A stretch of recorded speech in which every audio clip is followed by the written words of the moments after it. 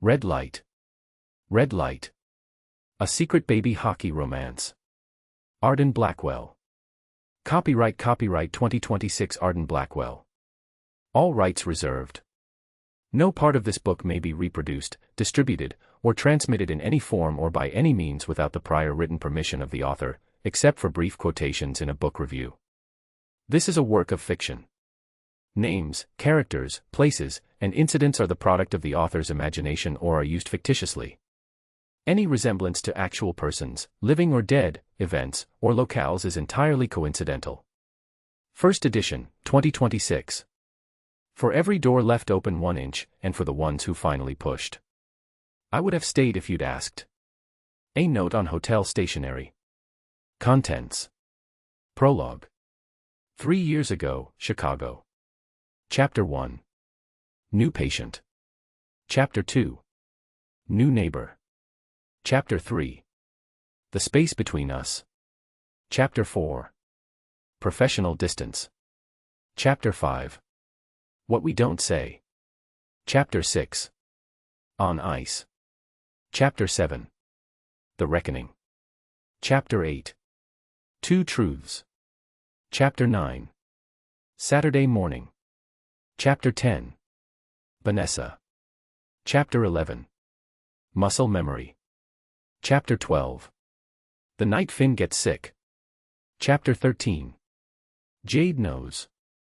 Chapter 14. Vanessa, in person. Chapter 15. The leak. Chapter 16. The review. Chapter 17. Fracture. Chapter 18. After. Chapter 19. Drew. Chapter 20. Playoff push. Chapter 21. Vanessa's last move. Chapter 22. The big game. Chapter 23. Everything we didn't say. Chapter 24. Home ice. Epilogue. 1 year later. Prologue. 3 years ago, Chicago. Cleo's POV. I did not plan for any of it. Not the conference. Not the bar. Not the man sitting alone at the far end of it with a glass of whiskey he wasn't drinking, watching the rain hit the window like he had nowhere better to be. I sat 2 stools away because the rest of the bar was full, and because I was tired, and because sometimes you just want to exist somewhere without talking to anyone. He didn't talk to me for 20 minutes. That's the part that got me. 20 minutes of silence and shared space while the bartender refilled my wine without being asked, and the conference crowd on the other side of the room got louder the later it got.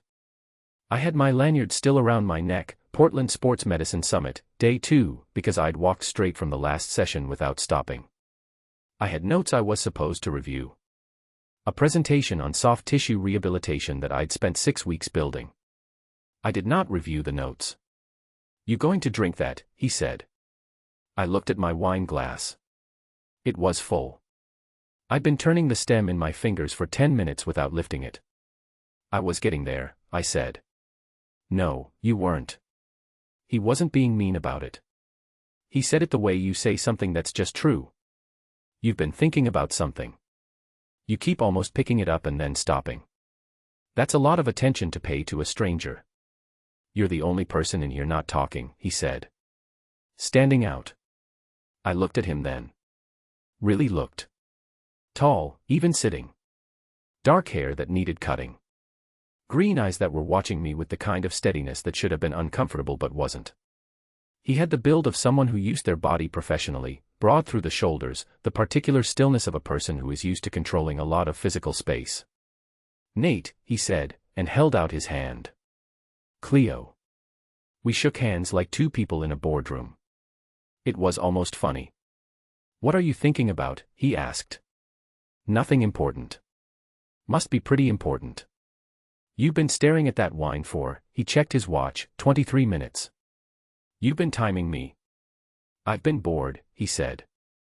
"You're more interesting than the rain." I picked up the wine and drank half of it in one go. He smiled. It changed his whole face. "There you go," he said. We talked until the bar closed. I mean that. Closing time came and the bartender started stacking glasses and giving us looks, and we were still talking. About everything and nothing. About what it felt like to be good at something and not know if it was enough. About the cities we'd each come from, him from Ottawa, me from Portland, and what it cost to build a life somewhere on your own terms. He told me he played hockey. I told him I worked on people who played hockey. We both laughed at that. He didn't ask for my number. I noticed that. At some point we ended up in the hotel lobby and then somehow standing at the elevator, and I pushed the button for my floor and he pushed the button for his and they were the same floor, and we looked at each other, and the elevator doors opened. "This is probably a terrible idea," I said. "Probably," he agreed. "I don't do this." "I know."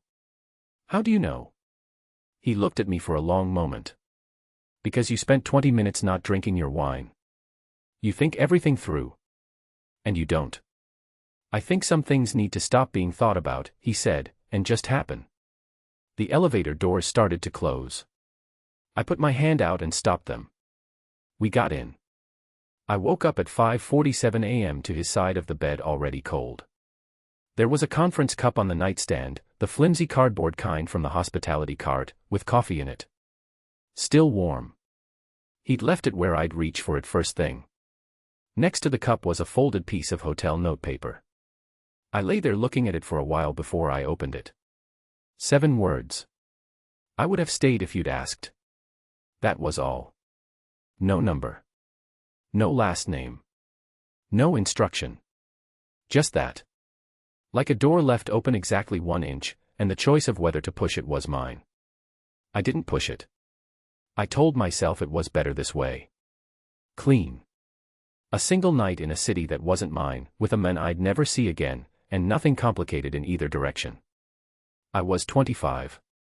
I had a career I was building from the ground up in a 1-bedroom apartment in Portland that still didn't feel entirely like mine, and a whole list of things that needed doing that did not include getting attached to a hockey player from Ottawa who had green eyes and the kind of honesty that made you feel like the room was very small. I folded the note. I put it in the front pocket of my conference bag where I kept things I wasn't ready to throw away. I flew home. I went back to work. I filed the whole thing under things that happen once and don't need to be examined. 6 weeks later, I stared at a pregnancy test in my work bathroom with my lanyard still around my neck and the words Portland Sports Medicine Summit, Day 2 pressed flat inside my bag. 2 lines. I found one number, the team he'd mentioned, the charity event contact, a roundabout email that bounced back. One call to a personal number I dug up through 3 layers of looking, gone straight to a message saying the line was no longer in service. I sat with that for a long time. Then I put the note in a real drawer, not the kitchen junk drawer, not the nightstand, but the small wooden box on my dresser where I kept my grandmother's ring and the only photograph I have of my mother, and I got up and started figuring out how to do this alone. Milo came first, 4 minutes ahead of Finn. They were both born with their eyes open, looking around like they had opinions about the room already. The nurse said she'd never seen that before. I said it figured. I read that note every few months. Not because I'm soft. Not because I built some story around a man I spent one night with. I read it because it reminds me that I made a choice, the same as he made a choice, leaving before I woke, and that choices have weight. That the light on the other side of a door you didn't open doesn't disappear. It waits. I've spent 3 years telling myself I'm fine with the way it went. I've spent 3 years being mostly right about that. Then the Portland Wolves made a trade, and I walked into work on a Tuesday morning in October, and the universe decided it was done waiting. Cleo is mid-session with a forward when Coach Briggs walks her new assignment in. She looks up. The room tips sideways. The man she has spent 3 years working very hard to compartmentalize is standing in her physio room in Portland Wolves colors with his knee wrapped and his jaw set and his green eyes, her son's eyes, aimed directly at her. She doesn't drop her clipboard. She considers it a significant personal achievement. He knew she worked for the Wolves, his agent mentioned the physio team, but not by name. Running into Cleo Davenport was the kind of coincidence that doesn't feel like one. He moves into the brownstone duplex the team found for him. He knocks to introduce himself to his neighbor. A small voice says, "I'll get it," behind the door. The door opens. 2 identical red-haired, green-eyed boys stare up at him. The world goes very, very quiet. Chapter 1. New patient. Cleo's POV. I have a rule about Tuesday mornings. Keep your head down. Do the work. Don't think about anything that isn't directly in front of you. It's not a complicated rule. After 3 years of single-parenting twin boys through ear infections and preschool meltdowns and one very memorable Tuesday where Finn drew on the walls with yogurt and Milo ate half a crayon, I have learned that Tuesday mornings require all available mental resources and nothing left over. I was doing fine. I had Danny Kowalski's left hamstring on the table, I had my hands exactly where they needed to be, and I had exactly 40 minutes before I needed to pick the boys up from Mrs. Garza next door. Then the door opened. Coach Briggs came in first. Big man, bad knee of his own that he'd never let me touch, face like a man who'd just gotten off a long call he hadn't wanted to take. He held the door with one hand and said, "Davenport. New addition to your schedule." Got him straight off the plane. I didn't look up right away. I finished the pressure point I was working, told Danny to breathe out, and then straightened up and reached for my clipboard because that's what you do. You stay in the rhythm of the room. You don't let anything break the rhythm of the room. I looked up. The room tipped. Not visibly. Not in any way that anyone watching would have caught. Internally, like the floor shifted 1 inch to the left without moving, and my body registered it before my brain did, and my brain spent the next 2 seconds furiously catching up. He was taller than I remembered. Or maybe I'd just spent 3 years shrinking the memory down to something manageable. Dark hair, still a little too long. Jaw set in the particular way of someone who is in pain and has decided not to acknowledge it. Left knee wrapped in a compression bandage that told me the injury was real and recent and probably worse than whoever sent him here had put in the notes. And his eyes. Green. Clear and direct and aimed straight at me. My sons have those eyes. I look at those eyes every single morning across a breakfast table covered in cereal and spilled juice. I know every shade and angle of those eyes. I have spent 3 years looking at them in small faces and trying very hard not to think about where they came from. I did not drop my clipboard. I want that on record. I held it. Both hands, steady, pen not even rattling. Nate Callahan, Coach Briggs said. Traded from Ottawa Monday. Knee's been giving him trouble since surgery 6 months back. He's yours until the medical team clears him for full contact. Nate Callahan was not looking at Coach Briggs. He was looking at me with an expression I couldn't fully read, something careful, something that was working very hard to stay neutral, and I understood in that half second that he recognized me too. Of course he did. The only question was what either of us was going to do about it with Coach Briggs standing 3 feet away and Danny Kowalski on the table pretending to look at his phone. Nate took 1 step forward. Extended his hand. "I'm Nate Callahan," he said. The way he said it was the whole thing. Steady voice. Neutral face. But underneath both, a question. Just sitting there between us, quiet as anything. Are you going to pretend? Or are we doing this the other way? I had half a second to decide. I thought about the boys asleep down the hall of my apartment every night. I thought about the note in the wooden box on my dresser. I thought about 3 years of mornings when I'd looked at 2 small green-eyed faces and felt something I still didn't have a clean word for. I shook his hand. "Nice to meet you," I said. His grip didn't tighten. His face didn't change. But something behind his eyes did, just a flicker, there and gone, and I couldn't tell if it was relief or something much closer to hurt. "Danny," I said, without turning around, "we're done for today. Ice it tonight." Danny was off the table and out the door in under 30 seconds. He could feel the air in the room too. Everyone could. Coach Briggs dropped a manila folder on the counter. Surgical notes are in there. He's cleared for light rehab. Go easy. He looked at Nate. She'll sort you out. Then he left. The door closed. And it was just the two of us in the particular silence of a room where both people know something they're not saying yet. I opened the folder. Read the first page. Read it again because I hadn't actually absorbed a single word. You can sit on the table, I said. He moved to the table. Sat down with the controlled care of someone managing pain they've gotten used to. I pulled on a fresh pair of gloves and came to stand at the side of the table and looked at his knee like it was the most interesting thing in the room. "How long has it been locking up?" I asked. 3 weeks. On a scale of 1 to 10, pain during full weight bearing. 4. Sometimes 6 if I pivot wrong. Does it swell after activity? Some. I pressed 2 fingers just below the kneecap and watched his face. He didn't flinch, but his jaw tightened by 1 degree. "That's a 5, I said. 4.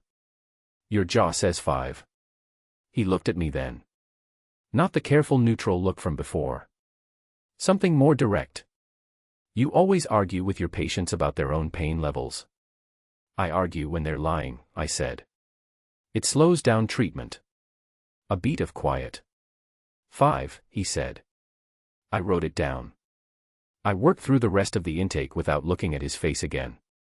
Range of motion, scar tissue assessment, response to pressure at the lateral and medial lines. I was thorough and professional, and I kept my breathing steady the whole time, and I thought about nothing except the knee in front of me. I was very good at my job. I have had to become very good at my job because it is the one place in my life where I am in complete control of what happens next. When I finished, I stepped back and pulled off my gloves and made notes on his chart without pausing. "I'll see you Thursday," I said. 8 a.m. Bring the surgical imaging if you have it on your phone. The notes in this folder are missing the post-op MRI. "Okay," he said. He hadn't moved off the table yet. I could feel him watching me. "Anything else?" I asked. He was quiet for a moment. Then, no, he slid off the table, put weight on the knee carefully, and reached for his jacket. "Thursday," he said. 8 a.m. He walked to the door. Stopped with his hand on it. I did not look up from the chart. The door opened. Closed. I stood in the middle of the room for a full 60 seconds without moving. Then I put the chart down on the counter, walked to the small bathroom at the back of the physio suite, turned the cold tap on, and held both wrists under the water until my hands stopped shaking. "Nice to meet you. 3 years. 2 kids. 1 note I still haven't thrown away. And that was the best I had." Chapter 2. New neighbor. Nate's POV. I knew she worked for the Wolves. My agent, Carl, mentioned the medical team during the trade call. He said they had a solid physio setup, good rehab support, one of the better small market teams for post-surgical recovery. He said a name, Davenport, and I wrote it down on the back of a hotel receipt because Carl talks fast and I'd been half asleep. I did not connect the name to anyone. I should say that clearly because what happened next could look like I planned it, and I did not plan a single second of it. The duplex was the team's idea. Furnished, close to the facility, month to month until I decided if Portland was going to be a long-term thing or just another stop on the list of places I'd lived since I was 18. I'd had 4 teams in 10 years. I knew how to pack light and not get attached to a zip code. I got in late Monday. Dropped my bags. Slept in a strange bed in a strange city and stared at the ceiling for an hour before I went under because that's what I do in new places, my brain needs time to map the dark. By the time morning came I had the shape of the apartment. I knew which floorboards were loud and where the light switch for the bathroom was without looking. Tuesday I went to the facility and met my new team and sat in Cleo Davenport's physio room and said my own name to a woman I'd been unable to fully forget for 3 years and watched her shake my hand and say nice to meet you like I was a total stranger. I drove back to the duplex and sat in my car for a while. Then I went inside and unpacked. Wednesday was quieter. I iced my knee. I made a list of things I needed from the store. Bread, coffee, something to eat that wasn't from a drive-thru. The duplex had a small yard at the back, shared, separated from the neighboring unit by a low wooden fence that had seen better years. Through the kitchen window I could see the other side had a back door with 2 small rubber boots outside it. Red ones. Pair of each. Identical boots. I stood at my kitchen window for a moment longer than I needed to. Then I made myself a coffee and stopped thinking about it. Thursday I went to the store. Thursday evening, around 6, I figured I should introduce myself to whoever lived next door, that's just how I was raised. You know your neighbors. You say hello. My mother would have had something to say if I'd been in a building 2 days without knocking on the adjacent door. I knocked. From inside I heard fast small footsteps. Plural. Then a voice, high, clear, fully committed, shouted, "I'll get it." And then a second voice, slightly lower, said, "Wait for Mama," and then the first voice said, "I'm already at the door," with the logic of a person who has decided the argument is already won. I almost smiled. The lock clicked. The door opened. 2 boys looked up at me. Identical. Red-haired, both of them, the dark copper kind that catches light. They were wearing pajama tops with the bottoms of jeans, which meant someone had started getting dressed and then gotten distracted, which I had been told by exactly one person in my life is a very common toddler situation and not worth fighting after the 3rd time in a week. I looked at their faces. The world went very quiet. I'm not being dramatic. I mean the actual sound of the world, the traffic from the street, the TV going somewhere inside the apartment, the rain just starting against the roof, all of it dropped back like someone had turned down the volume. My brain was doing something I didn't have full control over. Something fast and thorough and a little bit like standing at the edge of a drop and looking down. The taller one was staring at me with his arms crossed. "Are you a giant?" he said. I opened my mouth. Nothing came out. The other one, slightly smaller, slightly more suspicious, stepped in front of the first one with the automatic instinct of someone who has appointed himself primary threat assessor. "Mama says we can't open the door for strangers." "You just opened it," the tall one pointed out. "I opened it to see who it was." "That's different." "That's the same." "It's not." I was not hearing the argument. I was looking at their eyes. Green. Both of them. The same clear, direct shade of green that I see every morning in the mirror, that my mother used to call Callahan green because it goes back 4 generations on her side and doesn't mix with anything, it just comes through clean and whole no matter what. My father had it. My brother Drew has it. I have it. These 2 boys had it. I was doing math I didn't want to do and getting an answer I wasn't ready for. "Who are you?" the taller one asked. "Nate," I said. My voice worked. "Barely." "Why are you here?" "I live next door." He seemed to consider whether this was acceptable information. "Do you play hockey?" I looked at him. "How did you?" "You have a hockey bag." He pointed at the duffel on my shoulder that I'd brought back from the facility. "Mama has those." "Your mama has a hockey bag?" "She works with hockey people," the smaller one said. He had apparently decided I was not an immediate threat and rejoined the conversation. "She fixes them when they're broken." "Does she?" "Are you broken?" I thought about my knee. I thought about the last 10 months. I thought about my ex-fiancée's name in a byline under a piece in The Athletic that I still hadn't read all the way through.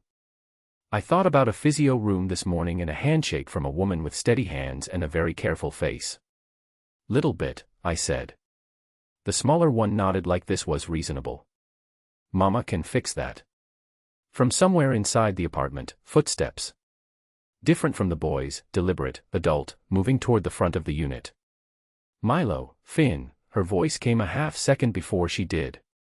"I told you not to answer the..." She stopped. I looked at her. Cleo Davenport stood in the doorway of her apartment in a gray sweatshirt and bare feet, hair pulled back, holding a dish towel in one hand, and for the second time in as many days the expression on her face ran through 3 separate things in under 1 second. I watched it happen. I watched her look at me, then down at her boys, then back at me, and I watched her understand, with the particular horror of someone watching a slow-motion collision, exactly what I was seeing. Neither of us said anything. Milo looked up at her. "He lives next door. He's broken.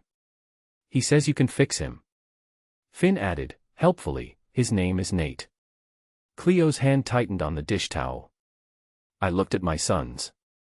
Then I looked at their mother. I thought about a hotel bar in Chicago. About a note I wrote at 5 in the morning on a piece of paper I hadn't let myself think about in 3 years. About a phone call that my then-fiancé had managed and a number I had changed during the worst month of my career and had never thought twice about. I thought about the math. "Hi," I said. The word came out steady. "I don't know how." Cleo Davenport looked at me for a long moment with her boys between us and everything we hadn't said filling up the doorway, and then she said, very quietly, "Hi." Chapters 1 and 2 are done. Chapter 3, The Space Between Us, is where Cleo closes the door, gets the boys to bed, and sits on her kitchen floor, and Nate's late-night text arrives. Say the word. Cleo comes to the door. Nate is crouched at eye level with her twins, utterly still. He looks up at her. She sees it, the recognition, the arithmetic, the dawning, and every carefully constructed wall she has built in 3 years begins to shake. She introduces him as our new neighbor in the calmest voice she has ever produced and spends the rest of the night sitting on her kitchen floor. His first full rehab session with Cleo. She is flawlessly professional. She does not look at his face. She speaks in the language of joints and inflammation and recovery timelines. He follows her lead, outwardly. Inwardly, he is cataloging every detail she doesn't say. He watches her hands, which are steady and certain and somehow the same hands he remembers from a hotel room in Chicago. Jade arrives for a regular Sunday morning with the twins and immediately, with the unerring instinct of someone who has nothing productive to do with their perceptiveness, asks who the man next door is. Cleo says, a patient. Jade says, he's gorgeous. Milo says, he plays hockey and he has the same eyes as me. Jade goes very still. Chapter 3. The Space Between Us. Cleo's POV. I have handled a lot of hard moments in my life without falling apart in front of anyone. I handled the pregnancy test alone in a work bathroom with fluorescent lights and the sound of a hand dryer going in the next stall. I handled the first night home from the hospital with 2 newborns and no instructions and the specific terror of understanding that these 2 people were entirely dependent on me and I was entirely dependent on myself. I handled 3 years of 2 a.m. feedings and daycare waitlists and a tax return that made me sit at my kitchen table for 20 minutes just breathing. I am good at handling things. I introduced Nate Callahan to my children using the calmest voice I have ever produced in my life. Boys, I said, this is our new neighbor. His name is Nate. I looked at Nate. My face did not move. These are Milo and Finn. He was looking at them. Not in the way a stranger looks at children, politely, briefly, ready to move on. He was looking at them the way you look at something that has stopped you completely, something your brain is still working to process. His eyes moved between their faces and I watched him arrive, quietly and with no announcement, at the same place I had been standing for 3 years. Hi, he said to them. His voice was low. Milo studied him with the focused suspicion of someone who has appointed himself head of household security. Do you have kids? No, Nate said. Do you want some? Milo. My voice was even. Barely. I'm just asking. Go inside and finish getting dressed. Both of you. Pants. Real ones. Finn was already turning. Milo held his position for another 3 seconds, looked once more at Nate with an expression that was unsettlingly similar to the one I'd seen on Nate's own face 30 seconds ago, then turned and disappeared into the apartment. I looked at Nate. He looked at me. There was about 4 feet of space between us and it was the loudest 4 feet I had ever stood in. Sorry about that, I said. They're 3. Don't worry about it. His voice was careful. Controlled. Working very hard to be ordinary. I just wanted to say hi. I'm in the other unit. I know. Right. He shifted his weight. I'll let you get back to. Good night, I said. I stepped back inside. Closed the door. Put my hand flat against it for a moment. From down the hall Milo shouted, Mama, Finn took my blue pants. Finn shouted back that they were not the blue pants, they were the gray pants, and Milo said gray and blue looked the same and Finn said they absolutely did not. I pushed off the door and went to sort out the pants. I got them bathed. I got them into actual pajamas. I made the dinner neither of them wanted, pasta, which they always want, except on the specific evenings when they have decided pasta is unacceptable, and then I made the dinner they did want, which was toast with the crusts off and a boiled egg each, and I sat at the table and watched them eat and I did not think about anything except them. Their hands. The way Finn always holds his spoon too tight. The way Milo talks with food in his mouth no matter how many times I ask him not to. I was fine. I was completely fine all the way through bath time and the first story and the argument about whether they needed the hall light on. They do, they always do. Finn just sometimes forgets and then changes his mind at 11 p.m., and the second story and the 10 minutes of silence while I waited to see if the silence would hold. It held. I walked out of their room, pulled their door to the right angle, not closed, never fully closed, 2 inches open so they can see the light, and went to the kitchen. I put the kettle on. Then I sat down on the floor with my back against the cupboard under the sink and put my face in my hands. I didn't cry. I want to be clear about that. I sat on my kitchen floor in the dark with the kettle starting to hiss on the stove, and I breathed slowly and counted things the way I learned to do 3 years ago when a midwife said, sometimes the body needs a target for its attention. 5 things you can feel. The cold linoleum under me. The cotton of my sweatshirt over my knees. The edge of the cupboard handle pressing into my shoulder blade. The smell of the toast still in the air. The specific quiet of a small apartment when 2 children are finally asleep. I was fine. I was not fine. He knew. He'd known the second the door opened. I'd watched it happen in real time across the 4 feet of space between us, the recognition, the calculation, the moment of absolute stillness when a person understands something they cannot ununderstand. He hadn't said it. He hadn't even let it show past the first 2 seconds. But I knew what I'd seen. Of course I knew. I'd been dreading seeing it for 3 years. The kettle clicked off. I didn't move. I thought about Thursday morning. About his file on my counter and my gloves and the professional distance I had held with every resource I had. I thought about 2 more months of twice-weekly sessions if his knee stayed complicated. I thought about the duplex wall 12 feet from where I was sitting, and the man on the other side of it who was very possibly sitting somewhere doing the same math I'd been doing since 2 minutes after the door opened. My phone was on the counter above my head. I reached up and took it down without standing up and checked it for no reason and then put it face down on my knee. He didn't have my number. I told myself that. He had no way to contact me outside of scheduled sessions. I had managed the clinic intake, not him. He would have to go through the facility's main line, and the facility had very clear policies about patient physio communication that I had personally never had cause to think about before this week. I was thinking about them now. I went to bed at 10:30. I lay in the dark for an hour. I watched the ceiling. At 11:47 p.m. my phone lit up on the nightstand. Unknown number. I stared at it. I picked it up. I'm not going to make this difficult. But I need you to know I'm not going to pretend I don't see what I see. I read it 3 times. Then I put the phone face down on the nightstand and lay back and looked at the ceiling for another 2 hours and did not sleep at all. Chapter 4. Professional Distance. Nate's POV. I have played through a torn labrum, 2 cracked ribs, and a knee reconstruction that the surgeon described as more complex than initially scoped. I have sat in more than one locker room and told myself the pain was manageable when it very clearly was not, because the alternative was coming out of a game, and I have always found it easier to stay on the ice than to deal with what's waiting in the room. I know how to hold a face. That is what I was thinking Thursday morning when I walked into the physio room at 8 a.m. and Cleo Davenport said, "Good morning," to my left knee. She didn't say it to me. She said it to the knee. She was already crouched at table level when I got in, and she looked up exactly long enough to indicate she'd registered my presence and then went back to the notes on her clipboard. No eye contact. No acknowledgement of the text I'd sent 4 days ago.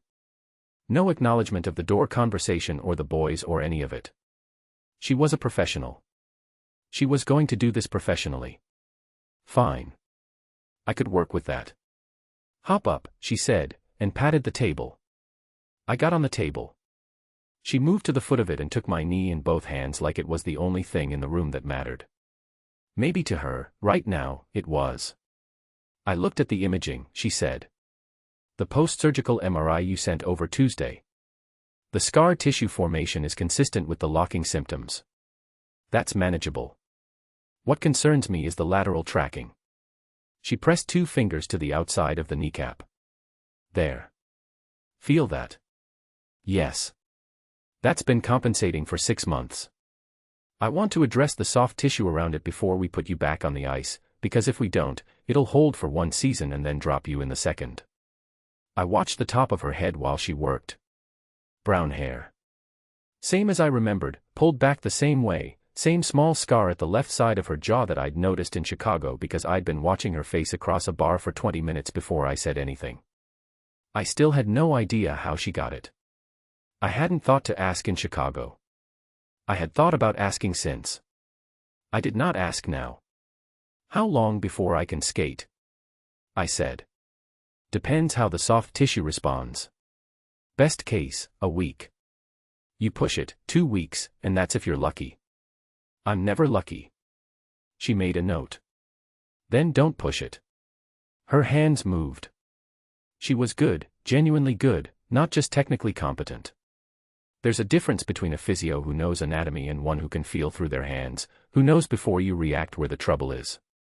She found a knot behind the lateral head of the knee I hadn't told anyone about and put her thumb into it with exactly the right pressure, and I stopped breathing for 2 seconds. That's it, she said, not looking up. That's where it's compensating from. Yeah, I said. Controlled. Neutral.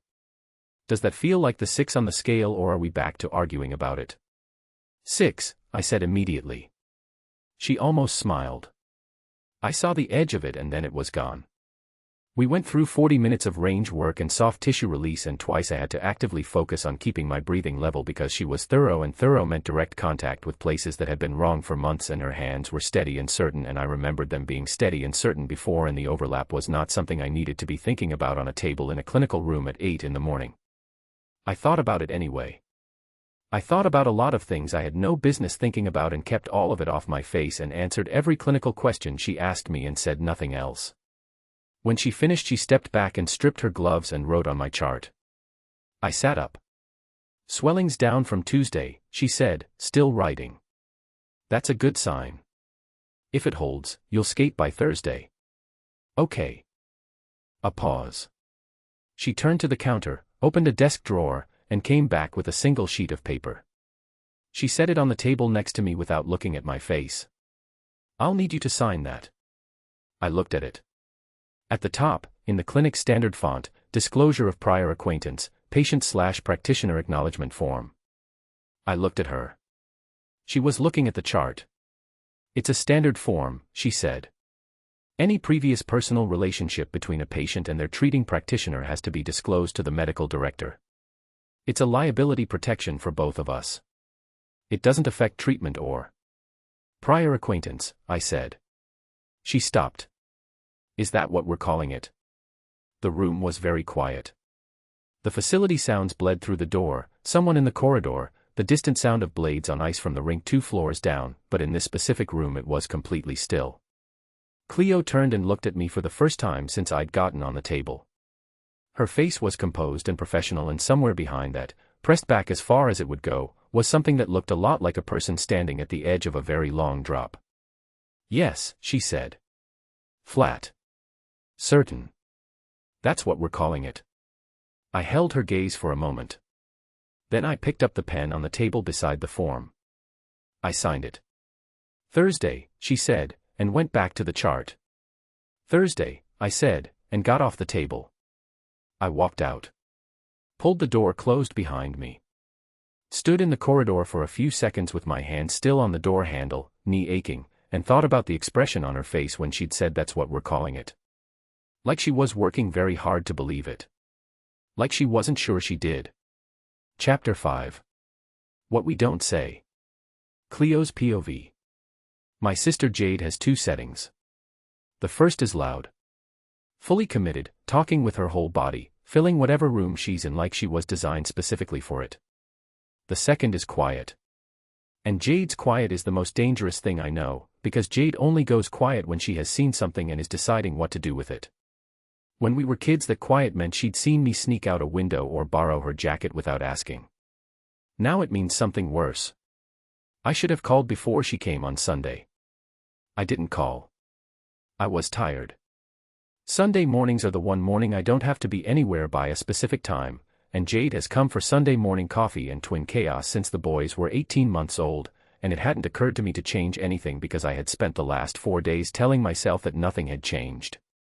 She arrived at 9 with pastries in a paper bag and sunglasses she pushed up onto her head the second she came through the door, and she kissed Milo on the head and then Finn on the head and then dumped the pastries on the counter and said, "Okay, I need coffee and I need to tell you about this thing that happened at the shoot on Thursday. It was unbelievable." "Coffee's ready," I said.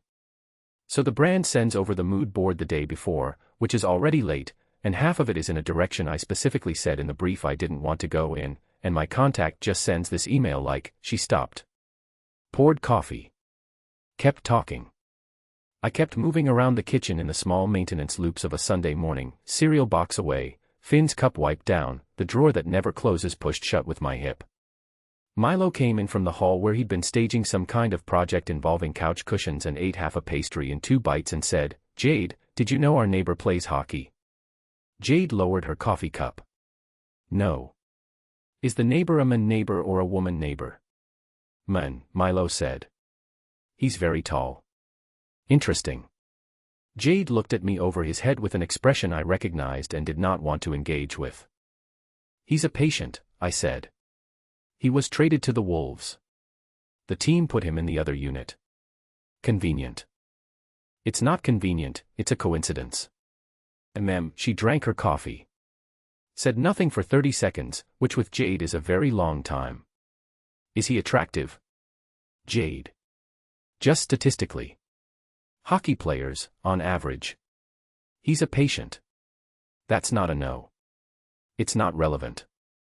Finn came in from the hall with a couch cushion under each arm, stopped when he saw Jade had arrived, and immediately pivoted to show her his cushion collection. She crouched down and gave both cushions the respectful attention they clearly deserved, and I turned back to the counter and breathed. I was fine. This was fine.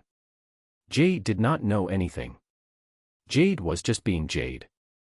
The man next door was a patient and a tenant of the other unit, and that was the full extent of it, and there was no reason for this conversation to go anywhere I didn't want it to go.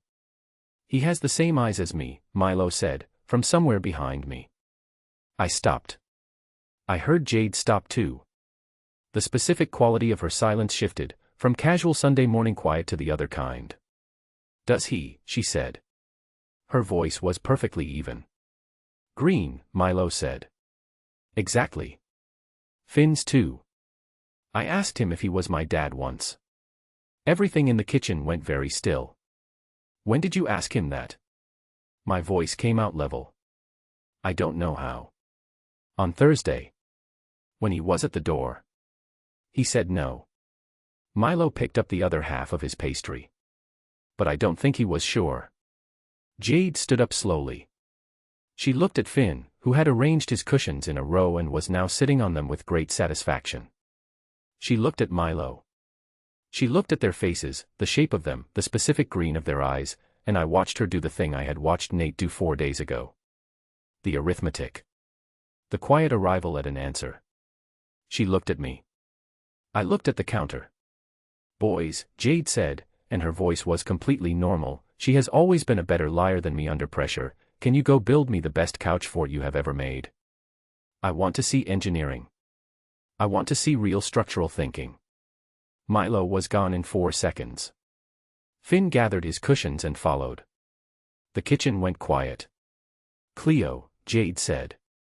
"Don't." "Who is he?" I picked up my coffee. "Put it down again." "He's nobody," I said.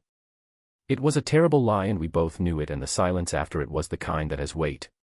Jade moved around the counter so she was standing where I had to look at her. She waited. She has always been good at waiting when it counts. 3 years of not asking the one question I was never ready to answer, and now she was asking it with her whole face and neither of us was pretending she wasn't. "Jade," I said. 3 years, she said. "I have waited 3 years. I watched you come home from that conference and I saw your face and I knew something happened and I didn't push because you didn't want me to. I watched you find out you were pregnant and I held your hand and I did not push. I have been here every Sunday for 2 years and I have looked at those boys." Her voice broke slightly. She pressed her lips together. Took a breath. "I have looked at those boys and I have loved them so much and I have never said a word. Not once." I looked at her. Her eyes were bright. "Not crying, Jade rarely cries, we get that from the same place, but close." The man next door, she said. The patient. The hockey player with the green eyes. She stopped. Is he their father? From the living room I could hear Milo directing Finn on fort construction with the focused authority of a small general. Sofa cushions being dragged. The scrape of the coffee table being moved. I looked at my sister. Yes, I said. The word came out quiet and flat and final, and I watched it land on Jade's face like something physical. She put one hand over her mouth. Her eyes went bright again. Then she crossed the kitchen and put her arms around me, and I stood there very still for a moment before I let myself lean into it. Okay, she said, into my hair. Okay. Tell me everything. From the living room, Milo shouted, Jade. We need your couch cushion too. Jade pulled back. Looked at me. Something in her face had shifted, past the shock, past the emotion, into the particular expression she gets when she has decided she is going to fix something and has begun calculating how. That expression scared me more than anything else that had happened this week. We're not done talking, she said. I know. I have questions. I know, Jade. A lot of questions. Jade. I looked at her. I know. She held my gaze for a moment. Then she picked up her coffee, walked to the living room, and said with complete composure, All right, show me this fort. I have structural notes. I stood in the kitchen alone. Somewhere on the other side of the wall, 12 feet away, Nate Callahan existed in his half of the duplex on a Sunday morning. And my sister now knew. And the list of people I could keep this from was getting shorter by the day. Chapters 3, 4, and 5 are done. Chapter 6, On Ice, is the session where Nate skates for the first time and then corners Cleo in the corridor with the question she's been dreading, how long were you going to wait? And she tells him about the blocked number. Ready when you are. He skates for the first time. His knee holds. Cleo watches from the boards with her tablet and her careful neutral expression, and something about the way she tracks him across the ice, precise, professional, and secretly terrified, makes him want to play better than he has in years. He does. After, in the corridor, he stops beside her and says the only thing that matters, how long were you going to wait? The conversation that changes everything. They stand in the empty physio room after hours, and Cleo tells him the full truth, the positive test, the blocked number, the decision to raise Milo and Finn alone, the years of quietly hating him for disappearing, the quieter and more shameful years of not hating him enough. He listens without interrupting. When she finishes, the silence is enormous. He calls Drew. His brother, who was at that Chicago charity event. Who knew Nate had met someone. Who suspected, for 3 years, that the timeline of Vanessa's pregnancy scare the following month, which turned out to be nothing, was too conveniently timed to shut down any inquiries about Chicago. Drew says, I didn't know for certain. I should have said something. Nate doesn't know yet whether he can forgive him. He knows he's going to have to try. Chapter 6. On Ice. Nate's POV. The first time I skated after the surgery I cried in my car. Not during. Not on the ice. I held it together on the ice because that's the deal you make with yourself, you are allowed to fall apart after, but not during, never during, and I drove out of the Ottawa facility parking lot and made it exactly 2 blocks before I had to pull over. The knee had held but barely, and the surgeon had been careful about words like conservative and realistic expectations, and I'd sat there in my car with my hands on the wheel and understood for the first time that I might not come back the way I was before.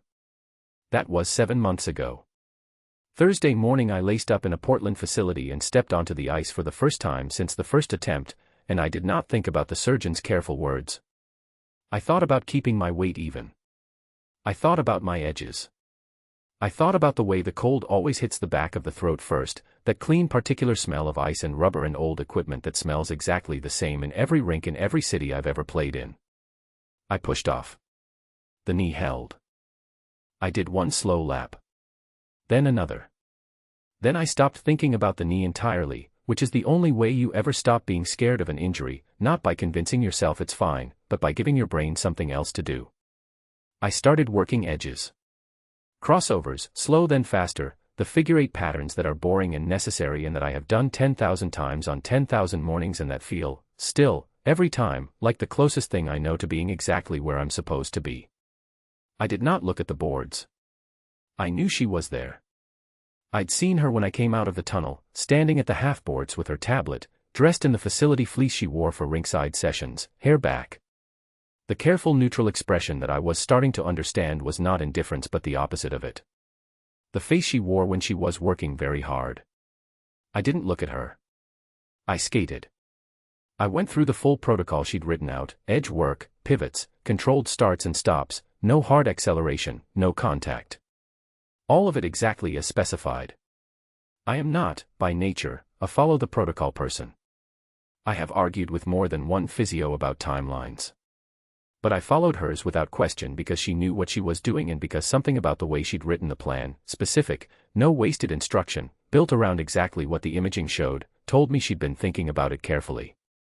She thought about everything carefully. I went into a wide arc at the far end and let the knee take the lean and it held clean, no catch, and I came back down the ice and I pushed harder than I was supposed to and the speed came back and for about 45 seconds I stopped being a man with a complicated knee and a complicated life and became just a player on ice, which is the only version of myself I have ever fully trusted. I skated back to center. Stopped. Breathed. Looked at the boards. She was writing on the tablet. Not looking at me. But her pen had stopped moving, and she was very still in the particular way of someone who has just looked up and then decided not to. I skated over. She looked up when I got close. Went back to professional face in under a second. How did it feel? She asked. Good. Pain. Too, maybe. On the hard stop near the red line. I saw that stop. That was harder than the protocol. Knee handled it. The knee handling it once doesn't mean you should make a habit of it. Not yet. She made a note. Swelling. None I can feel. We'll check in 10 minutes when you're off the ice and the adrenaline's cleared. She looked at the tablet. Overall that was better than projected. If today holds and there's no swelling post-session, I'll clear you for light team practice Monday. That's good. It is. We stood there. The rink was empty except for us and one of the rink staff doing something to the Zamboni at the far end. The overhead lights hummed. I looked at her. She looked at the tablet. I had been patient for 11 days. I had held every professional line she'd set and I'd signed the form and I'd sent exactly one text and received 0 responses, and I had given her space because she needed it and because I understood, more than she probably thought I did, that I was not the one who'd been managing this alone for 3 years. But I was out of patience. How long were you going to wait? I said. She went still. Not the working hard still. The other kind. The kind that means the thing you were braced for just arrived. She didn't pretend to misunderstand. I had thought she might. She didn't. I called you, she said. Her voice was level. She was looking at the tablet but not reading it. 3 years ago. Once. The number was disconnected. Everything in me stopped. That's not possible, I said. She looked up at me then. Directly. No professional distance, no careful neutral expression. Just her face, and what was in it, 3 years of something she had carried alone, and the absolute certainty of a person who is telling you the exact truth. It happened, she said. Chapter 7. The Reckoning. Cleo's POV. He didn't argue with me. That was the thing I hadn't prepared for. I had run versions of this conversation in my head for days, weeks, really, if I'm being honest with myself, and in all of them he pushed back. Denied it, deflected, found the angle that made it less than it was. That was the version I'd built my defenses for. The version where I had to stay hard and clear and give no ground. He said that's not possible. And then he looked at my face. And then he said, I need to hear all of it. Can you give me an hour? We did it in the physio room. After hours. I texted Mrs. Garza to ask if she could stay with the boys until 8 and she said yes without asking questions, which is why I will do anything for that woman. I told Nate 7 p.m. He was there at 6:58. I didn't sit down. I stood at the counter with my arms crossed and I told him. All of it. The test in the work bathroom. The week I spent running every worst-case scenario I could think of and deciding, slowly, to stop running them and just move forward. The search, thorough, because I am always thorough, that turned up a team email that bounced and a personal number that gave 3 rings and then a recorded message that said the number was no longer in service. The one voicemail I left anyway, into the void, because I needed to be able to say I had tried. He was standing against the far wall with his arms at his sides, not moving. Listening. I told him about my decision to go it alone. Not how I'd felt about it, I wasn't ready for that and he didn't need it, just the facts of it.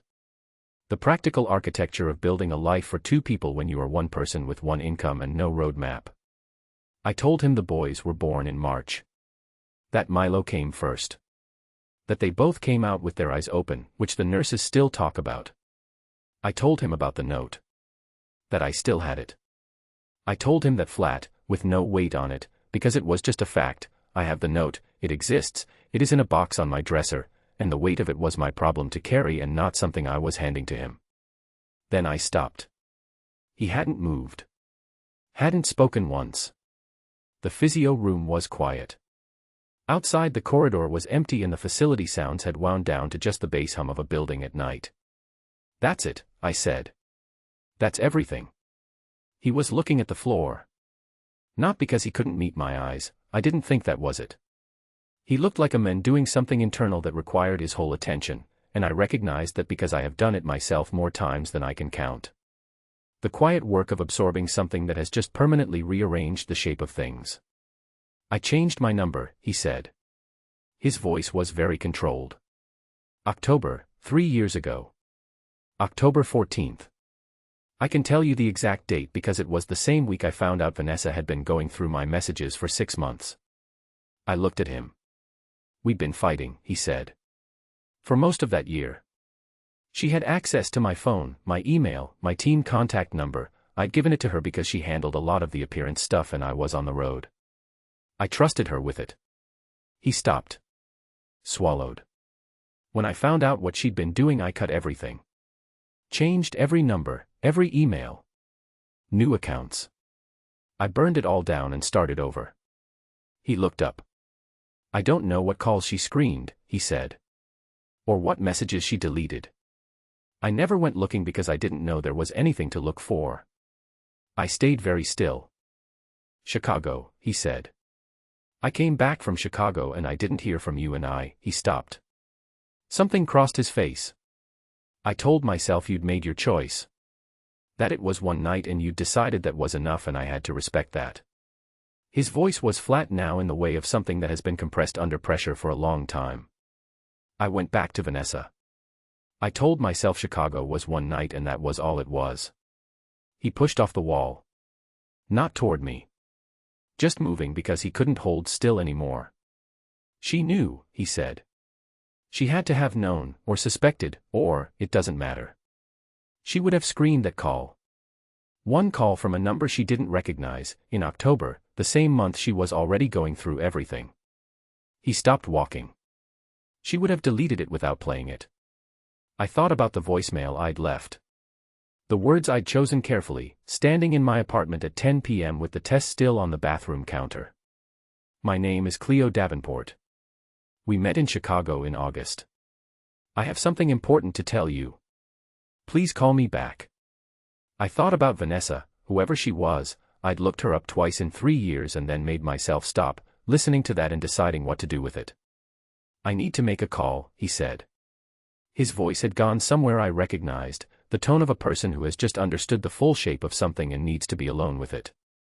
Okay, I said. He looked at me. I'm sorry. The words were direct.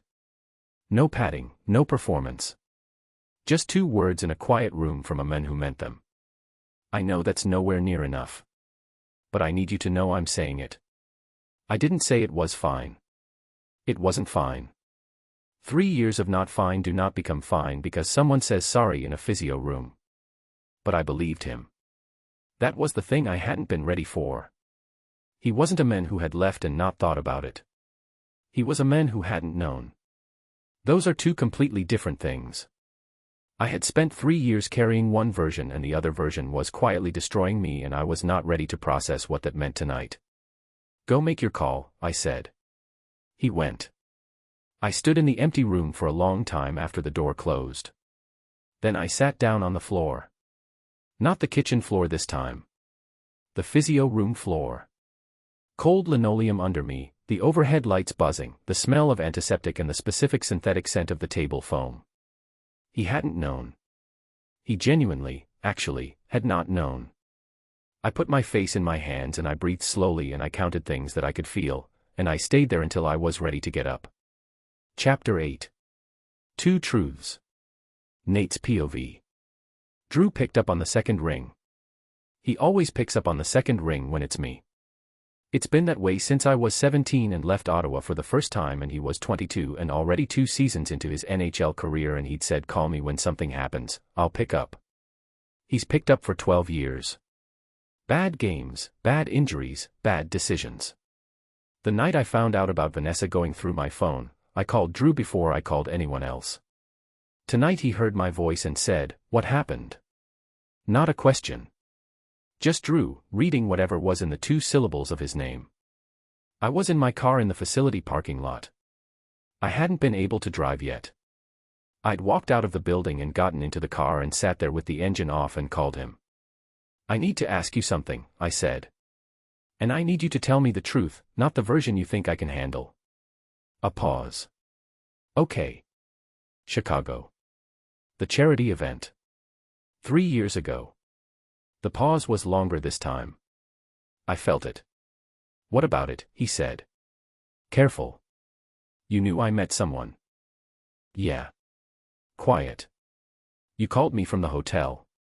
Said you'd had a good night. I asked if I'd ever hear about her and you said probably not." A beat.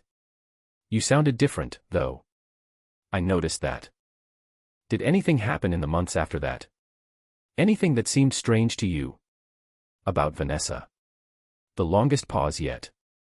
"My brother is a careful man. He played 14 seasons as an enforcer because he was big and willing and genuinely good at it, but the part of Drew that people underestimated was the part that noticed things. He has always noticed things. He just decides, carefully, what to do with what he sees." "Drew. There was a night," he said. Slow. Like a man walking out onto ice he isn't sure of. "October. You'd already changed your number, moved your email over. I came to see you in Ottawa for a few days. Vanessa was," he stopped.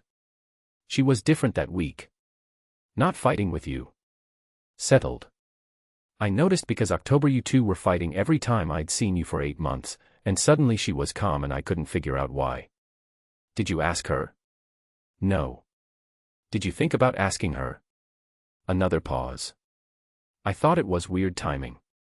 You'd done the clean sweep on your contacts and she'd settled down and I didn't see a connection at the time. He stopped again. The next month she had that pregnancy scare. I already knew about the pregnancy scare. I had been the one sitting in a waiting room while Vanessa went through that. I had been the one who came back from the road specifically to be there.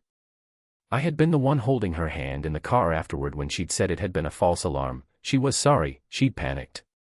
"The timing," I said. "I know. You knew." "I didn't know." His voice was firm. "I suspected something wasn't right. I didn't know what." "Nate, I had no proof and I had no specific reason to think. I didn't know there was someone to think about. You hadn't told me anything about Chicago except that you'd had a good night." "A woman called me in October," I said. "I never got the call." Silence. "She left a voicemail. Her name was Cleo Davenport. She works for the Portland Wolves. She's their physio." More silence. "She's my next-door neighbor," I said. I heard Drew exhale slowly. The kind of exhale that means someone is recalibrating a very large number of things very quickly. "She has twin boys," I said. "They're 3. They have my eyes." "Nate." "I know." "Are you?" "I know, Drew." He was quiet for a moment. When he spoke again his voice was different. Not the careful measured voice from before. Something more worn. I should have said something. When she was suddenly calm that week and I couldn't explain it. I should have asked the question. He stopped. I didn't want to make trouble if I was wrong. You weren't wrong. I know that now. The weight in it was real. Drew does not perform guilt.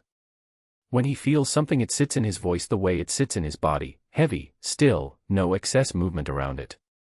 I'm sorry. I mean that. I didn't say anything for a moment. The parking lot was dark. A few other cars, empty. The lights of the facility behind me, the sound of rain starting on the roof of the car. I'm not done being angry, I said. But I'm not done with you either. I just needed to know. Okay, he said. I'll call you this week. Whenever you're ready. I hung up. I sat in the car for a while. The rain got heavier. I watched it on the windshield, the way it came down and spread and ran in patterns that looked random but weren't. Vanessa had taken that call.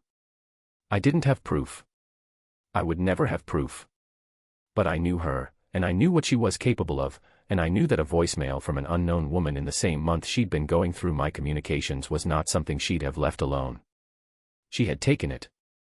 She had deleted it. She had sat next to me in a waiting room a month later and held my hand and said false alarm in a small voice, and I had believed her because why wouldn't I? 3 years. 2 boys with my eyes who didn't know I existed. A woman who had built a life around a locked door she'd tried to open. I got out of the car. The rain was cold and I stood in it for a few seconds longer than made sense, like the cold was useful, like it was something I could use. Then I walked. I didn't decide where I was going until I was already there. Her porch light was on. The curtain in the front window showed warm light inside, living room lamp, the kind of light that means children are in bed and the person still up is sitting with it rather than the overhead. I knocked. A long moment. Then footsteps. She opened the door.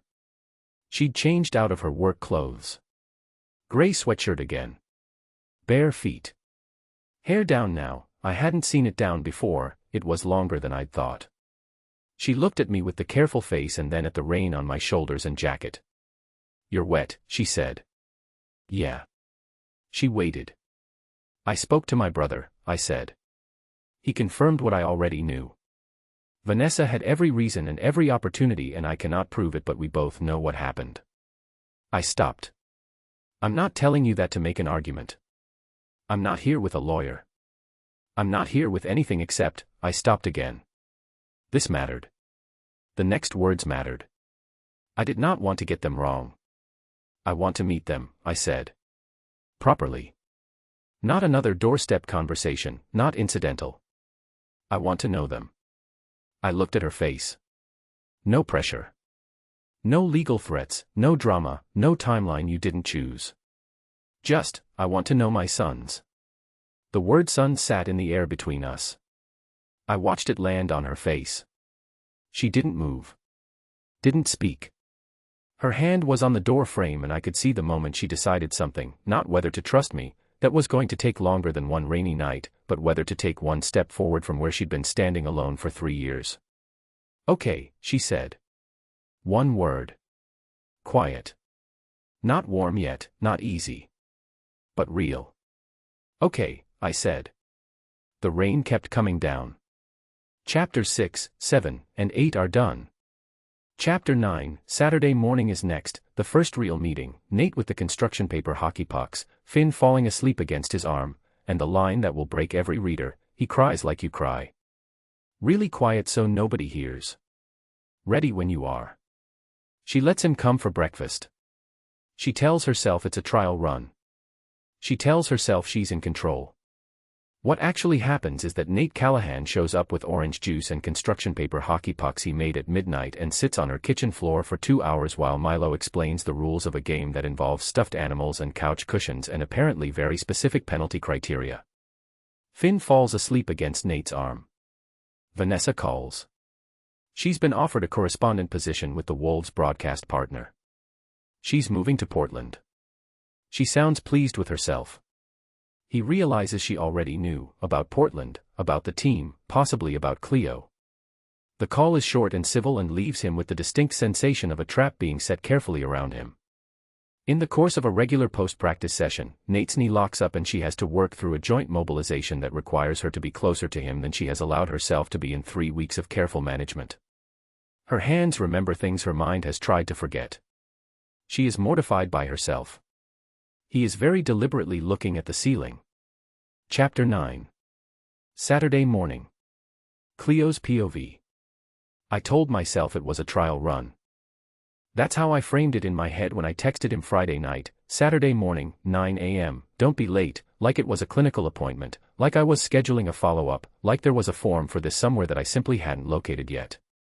A trial run meant I was in control of the parameters. It meant I could end it if I needed to. It meant I was making a careful, considered decision rather than standing at my kitchen window at 11 p.m. looking at the rain and thinking about a man on the other side of a wall who had said I want to know my sons and meant it in a way I could feel from 4 feet away. Trial run. Controlled conditions. I was fine. He knocked at 8:58. I opened the door. He was standing on the porch in a gray jacket with rain on the shoulders, holding a brown paper bag from the bakery 2 blocks over in one hand and a carton of orange juice in the other. And under his arm, tucked with the specific care of something that mattered, was a small stack of construction paper shapes held together with a rubber band. I looked at the shapes. Hockey pucks, he said. I didn't know what they liked. I didn't want to show up empty-handed, but I didn't want to show up with a bag of toys because that felt like, he stopped. I made them last night. I know how that sounds. It was 11 circles cut from black construction paper, each one with a small number drawn on the front in red marker. 11. Like a full team roster. I stood there for a moment with my hand on the door. They're going to think those are incredible, I said. Something in his face changed. Not a big change. Just a loosening of the thing he'd been holding tight since he got there. Okay, he said. Good. I stepped back and let him in. Milo heard the door and came at a full run from the hallway, which is his single speed inside the apartment regardless of what he's been told about indoor running. He stopped 3 feet from Nate and stared up at him with the focused assessment of someone who is deciding whether a situation is safe. You came back, Milo said. I did, Nate said. Mama said maybe. She said maybe and here I am. Milo considered this logic. Found it acceptable. Then he saw the construction paper circles and his entire face changed. What are those? Nate crouched down to his level, the controlled crouch of a man being careful with his knee. I noticed, and I noticed that I noticed, and held one out. Hockey puck. You know what hockey pucks are? I know everything about hockey, Milo said, with the total confidence of a 3-year-old who has absorbed approximately 4 facts on a subject. You hit them with a stick. That's right. Can I have all of them? Milo, I said. I was going to share with Finn. Were you? Mostly. Nate handed over the stack without ceremony. Milo clutched them to his chest with both arms and turned and ran back down the hall shouting Finn. Finn. Hockey, and was gone. Nate straightened up and handed me the orange juice. Thank you, I said. Thank you for letting me come. We stood in the kitchen being careful with each other, and I put the juice in the fridge and got down 2 more mugs because I had already had 1 coffee and what this morning required was at least 2. He's loud, Nate said, from behind me. Not a complaint. Just an observation with something underneath it I wasn't ready to name. He was born loud, I said. The doctors warned me. He came out and made his opinion known about the whole situation. And Finn. Finn watches first. Then decides. I handed Nate a mug. He's been watching you since the door. Nate looked toward the hallway. At the far end of it, in the shadow of the doorway to the boys' room, Finn was standing very still with 1 hockey puck in each hand, watching us. Nate lifted his mug slightly in Finn's direction. A small acknowledgement. Not pushy. Not performing. Finn watched him for another 3 seconds. Then he walked into the kitchen and sat down on the floor next to Nate's feet and held out one of the pucks. This one has a 7, Finn said. 7 is a good number. It's a great number, Nate said. Why did you pick 7? Lucky number. Finn thought about it. My lucky number is 4. How come? Because I'm 4 minutes younger than Milo and I always win races. Nate looked at me over the top of Finn's head. Something in his expression was very quiet and very full at the same time. I turned back to the counter and made the second coffee. By 10 o'clock Nate was on my kitchen floor. I don't know exactly how it happened. There was a game, Milo invented it, as Milo invents most things, through a rapid series of unilateral decisions that everyone else just ends up going along with. It involved the stuffed animals arranged in 2 teams at opposite ends of the kitchen, the construction paper pucks as the contested objects, and a penalty system that Milo explained at length and that I'm fairly certain he was adjusting in real time based on what was strategically convenient. Nate sat cross-legged on the linoleum and listened to every rule with complete attention. He asked clarifying questions. He pushed back on one of the penalty criteria in a way that made Milo go still with the surprised delight of someone who had not expected to be taken seriously, and then they had a genuine back-and-forth argument about it that lasted 4 minutes and ended with a compromise, and Milo shook Nate's hand about it. 3 years old, shaking hands. He picked that up from somewhere and I have never known where. I sat at the kitchen table with my coffee and watched them and did not think about anything except what was directly in front of me, which was a rule I was finding harder and harder to hold. Finn drifted in and out. He brought more stuffed animals, added them to the lineup without explaining himself, and then at some point in the second hour he came and sat next to Nate against the cupboards and stayed there. Not playing. Not talking. Just there. And Nate didn't make a thing of it, didn't comment, didn't shift or signal that he'd noticed, just kept playing Milo's game with one small boy installed against his left arm like that was a normal and unremarkable thing. 15 minutes later Finn was asleep. Just like that. Between one moment and the next, the way small children do, as if sleep made the decision and the child simply went along with it. His head tipped sideways onto Nate's arm, his breathing slowed, and the hockey puck he'd been holding loosened in his fingers. Nate went still. He looked down at Finn. Then up at me. I don't know what was on my face. I know what was in me, something that had no clean name, something that had been sitting in a locked drawer for 3 years and had just quietly opened itself. I looked at my son asleep against this man's arm and I thought about all the Saturday mornings that had been just the 3 of us, and I thought about the note in the wooden box, and I thought about I would have stayed if you'd asked. I looked at my coffee cup. You don't have to stay still, I said quietly. You can move him. I'm fine, Nate said. He didn't move for 40 minutes. Milo climbed into my lap at some point and fell half asleep himself with his head on my shoulder, which he would categorically deny if he woke up and I told him about it. I held him and drank my cold coffee and the kitchen was warm and the rain was back against the windows and none of us said anything at all. Nate left at noon. He lifted Finn and handed him to me with the automatic care of someone who had thought about it before he moved, 2 hands, slow transfer, making sure I had him before he let go, and I carried Finn to the couch and covered him with the throw that lives on the arm of it. Milo walked Nate to the door the way he walks people he has decided he approves of, standing slightly too close, chin up, monitoring. Can the giant come back? He asked. That's up to your mama, Nate said. Milo turned and looked at me. Full eye contact. The eyes that were not mine. Maybe, I said. Milo accepted this with a nod. Then he looked back at Nate with an expression I'd seen on his face before, the look he gets when he is about to say something I am not prepared for. He cries like you cry, Milo said. I went completely still. What? I said.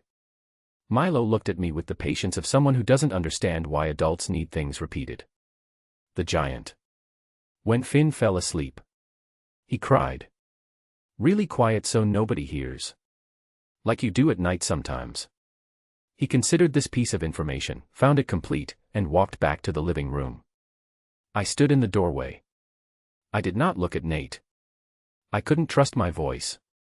I knew what it would do and I was not ready for it to do that in a doorway on a Saturday morning with my son 20 feet away. I heard Nate pull the front door open. The cold air came in. Thank you, he said quietly. For today. I nodded. Once. The door closed. I stood there until I was sure he was gone, and then I went to the kitchen and ran the tap and held my wrists under the water for a long time. Chapter 10. Vanessa. Nate's POV. She called on a Tuesday, which is the day of the week I have always associated with bad news. I don't know why Tuesday specifically. Just a pattern I'd noticed over the years. Trades happen on Tuesdays. Surgeries get scheduled on Tuesdays. The call from my agent 3 years ago that started the worst 8 months of my career came on a Tuesday morning while I was eating cereal at a hotel breakfast. I was eating cereal again when my phone rang. Portland rain on the window, 7 a.m., a box of the same cereal I've eaten before games for 12 years because I am a person of habits that are hard to break. Her name on the screen. I put down the spoon. I had not spoken to Vanessa since the paper ran her piece, 8 months ago. My lawyer had spoken to her lawyer. That was the extent of it. I had nothing to say to her, and I believed, after enough time, that she had nothing left to say to me either. She had already said it all in print. I picked up. Nate. Her voice was the same as always. Warm and smooth and calibrated. Vanessa understood tone the way mechanics understand engines. She knew exactly what each setting was for and when to use it. I'm glad you picked up. What do you want, Vanessa? I have some news and I wanted you to hear it from me before you heard it from someone else. A small pause. The pause she uses when she wants you to feel the generosity of what she's doing for you. I've been offered a correspondent position. Regional sports coverage. It's a good opportunity. Okay. With the Wolves broadcast partner. I put my spoon down flat on the table. I'm moving to Portland, she said. I wanted you to know. The kitchen was very quiet. Outside the rain was steady against the glass, the kind of Portland rain that isn't dramatic, just permanent, like the city made a decision about weather and committed to it. When? I said. End of the month. Another pause. I know this might feel, I know it's a lot, Nate, and I want you to know I'm not here to make things difficult. This is a career move. That's all it is. I thought about what I knew about her career moves. About the 8 months she had spent managing my communications while I was on the road. About a voicemail from an October 3 years ago that had never reached me. How long have you known about this opportunity? I asked. A few weeks. Before or after I was traded? The pause was shorter this time. Just a fraction. But I knew her pauses the way I know my own knee. I know where the catch is. Around the same time, she said. Around. Nate. It's a job.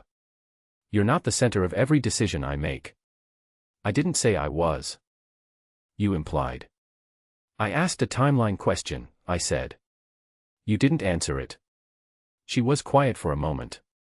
When she spoke again the warmth was still there but the calibration had shifted, less generous, more careful. I think this can work fine. We're adults. We don't have to be in each other's space. No, I said. We don't. I just wanted you to hear it from me. I heard it, I said. Was there anything else? Another pause. Longer this time. How are you settling in? Fine. The knee. Getting there. And the team. She left a small space after the word team that was not quite long enough to be meaningful and was exactly long enough to be deliberate. Everyone treating you well. I thought about Cleo in the physio room that morning, the way she'd read a measurement off her clipboard without looking up. I thought about Milo asleep against my arm last Saturday. I thought about the wooden box on Cleo's dresser and a note I'd written at 5 a.m. on a piece of hotel paper that she'd kept for 3 years. Fine, I said. Everything's fine. Good. The warmth came back, full, like a tap turned on. I'll see you around, then. Take care of that knee. She hung up. I sat at the table with the dead phone in my hand and the cereal going soft in the bowl, and I thought about the word around and what it covered. She knew about Portland before the trade. Maybe not before, maybe not the details, but she had known fast enough to move on it, and that was not a coincidence. That was Vanessa, the same Vanessa who had managed my calendar and my contacts and the email account I'd trusted her with for 2 years, still knowing which channels to watch and which doors to check for movement. The question was what she knew about Cleo. The question was how much of the picture she already had. I put the phone face down and went to the window. The shared yard below was dark and wet, the low fence between my side and Cleo's side running through the middle of it. The rain had let up slightly, not gone, just quieter, the way it gets in Portland around dusk when it's deciding whether to keep going. Cleo's back door was closed. The kitchen light was on inside, warm and yellow through the glass. Then the back door opened and she came out. She had a mug in both hands and bare feet that she registered immediately on the wetwood of the step, went back for her shoes, a pause, then she came back out in them, and sat down on the step with the mug and looked at the rain. She did this sometimes. I'd seen it twice before, late at night, or in the early morning, just sitting outside with something warm in her hands. Not scrolling her phone. Not reading. Just sitting. Like she needed to be in the open air to think. I knocked on the glass. She looked up. Found my window. The distance between us was maybe 20 feet, but the light was low enough that I couldn't fully read her face, just the shape of it, the slight tilt of her head, the looseness that she had out here that was never quite there at work. I raised my hand. She raised her mug. We stayed like that for a moment. No weight to it, no physio-patient professional management, no door space full of unspoken things. Just two people on opposite sides of a yard in the Portland rain, acknowledging each other. Then her phone lit up from inside the door frame where she'd left it on the step. She looked at it. Something in the set of her shoulders changed slightly. She stood up. She went inside. I stood at the window for a while after the back door closed. Then I went to find my lawyer's number, because Vanessa Cross was moving to Portland in 3 weeks and I needed to know exactly what I was walking into. Chapter 11. Muscle Memory. Cleo's POV. 3 weeks into Nate's rehab schedule, I knew his knee better than he did. That's not unusual. Patients live inside the pain, so they stop accurately measuring it, they adjust, compensate, build around it, until what they're describing is the managed version, not the actual condition. My job is to see past the management to what's underneath. With Nate that meant watching the way he transferred weight getting off the table, the barely there hesitation on his left push when he thought I wasn't looking. I was always looking. That was the job. I had it handled. I had all of it handled. Tuesday afternoon, post-practice session. He came in damp from the ice, unwrapped his own compression bandage, and got on the table without being asked because by 3 weeks in we had a rhythm that didn't need managing. I took his knee through the assessment sequence and everything was where it should be, swelling down, tracking improved, the lateral scar tissue responding to treatment in the way I'd hoped and noted in his file. I was making the notes when he said, "It caught." I looked up. When? Third line change. I came off the boards and pivoted right and it caught for a second. Gone in 2 seconds, but it caught. Why didn't you come off? It released. Nate. I looked at him. If it catches during a game. It released, he said again. I'm telling you now. I put the clipboard down. Lie back. He lay back. I took his knee in both hands and started moving it through the range, slowly, and about 20 degrees from full flexion I felt it, not a lock, just the whisper of one, the tissue pulling in a direction it didn't want to go. He didn't make a sound but his jaw tightened by 1 degree and I had 3 weeks of watching his jaw to know what 1 degree meant. There, I said. Yeah. That's the scar tissue pulling on the capsule. I need to work directly on it. I adjusted my grip and moved closer and began the mobilization. Slow sustained pressure, precisely placed, because the only way to release a capsular restriction without doing damage is to hold the right position for the right amount of time and not cut it short. You cannot rush it. You cannot approximate it. You have to be exactly where you mean to be and stay there. The problem was that exactly where I meant to be was close. Not inappropriately close. Clinically close. This was a standard procedure I'd done 100 times. My hands knew it. My hands had done it on 17 different knees in the past 6 months alone and been completely fine every single time. My hands, it turned out, had not done it on this knee. My hands, it turned out, had a memory I hadn't consulted when I was making decisions about control and professional distance and what I had handled. I felt it the second I settled into the hold. The angle required my forearm braced against the table. My other hand at the medial joint line, fingertips placed with the pressure that the tissue needed. His leg across my hands in the particular way bodies arrange themselves during this specific technique, warm through the fabric of his training shorts, completely clinical, the same as 17 other knees. Not the same. I kept my eyes on my hands and I breathed through it and I applied the correct sustained pressure and I held the position and I was completely professional and fine and in control. He was looking at the ceiling. Deliberately. He had been looking at the ceiling since I moved closer and he had not stopped, and the deliberateness of it was almost worse than if he'd looked at me. 30 seconds. 40. The tissue releasing incrementally, the way it does when you hold long enough and wait with it. Neither of us spoke. I could feel his pulse through my hands. That happens in deep tissue work. You get close enough to the joint and you can feel the blood moving. I had never, in 12 years of doing this, ever been specifically aware of a patient's pulse the way I was aware of his. I was mortified by myself. Thoroughly, completely mortified, with nowhere to put it and no way to show it, and 60 more seconds to go. 50 seconds. You could talk, he said, to the ceiling. His voice was even. Careful. During sessions. Some physios talk. Some physios have something to say. You always have something to say. Not right now, I said. No. Right now I'm concentrating. On the knee. On the knee. A pause. Right, he said. The full release came at about 70 seconds, I felt it move, the capsule giving up the restriction the way it does when you've held long enough, a slow organic shift under my hands. I held another 10 seconds to confirm it and then stepped back. I stripped my gloves. Turned to the counter. Made the note. He sat up. I heard him sit up. I didn't turn around. Range will be better now, I said. It'll probably catch again after hard practice. I'll add this to your weekly maintenance protocol, we need to address it twice a week or it'll keep building. Okay, he said. You should have come off when it caught in the session. Noted. I mean it. If it catches and doesn't release. Cleo. I stopped. You're allowed to feel things, he said. The room was quiet. The facility hum in the walls. The distant sound of somewhere else being louder than this. I turned around. He was sitting on the edge of the table, hands loose in his lap, looking at me with the steady directness I'd known since a hotel bar in Chicago and had been trying to manage ever since. Not about patience, I said. I'm not just your patient. I held his gaze. That's exactly the problem. He didn't look away. Neither did I.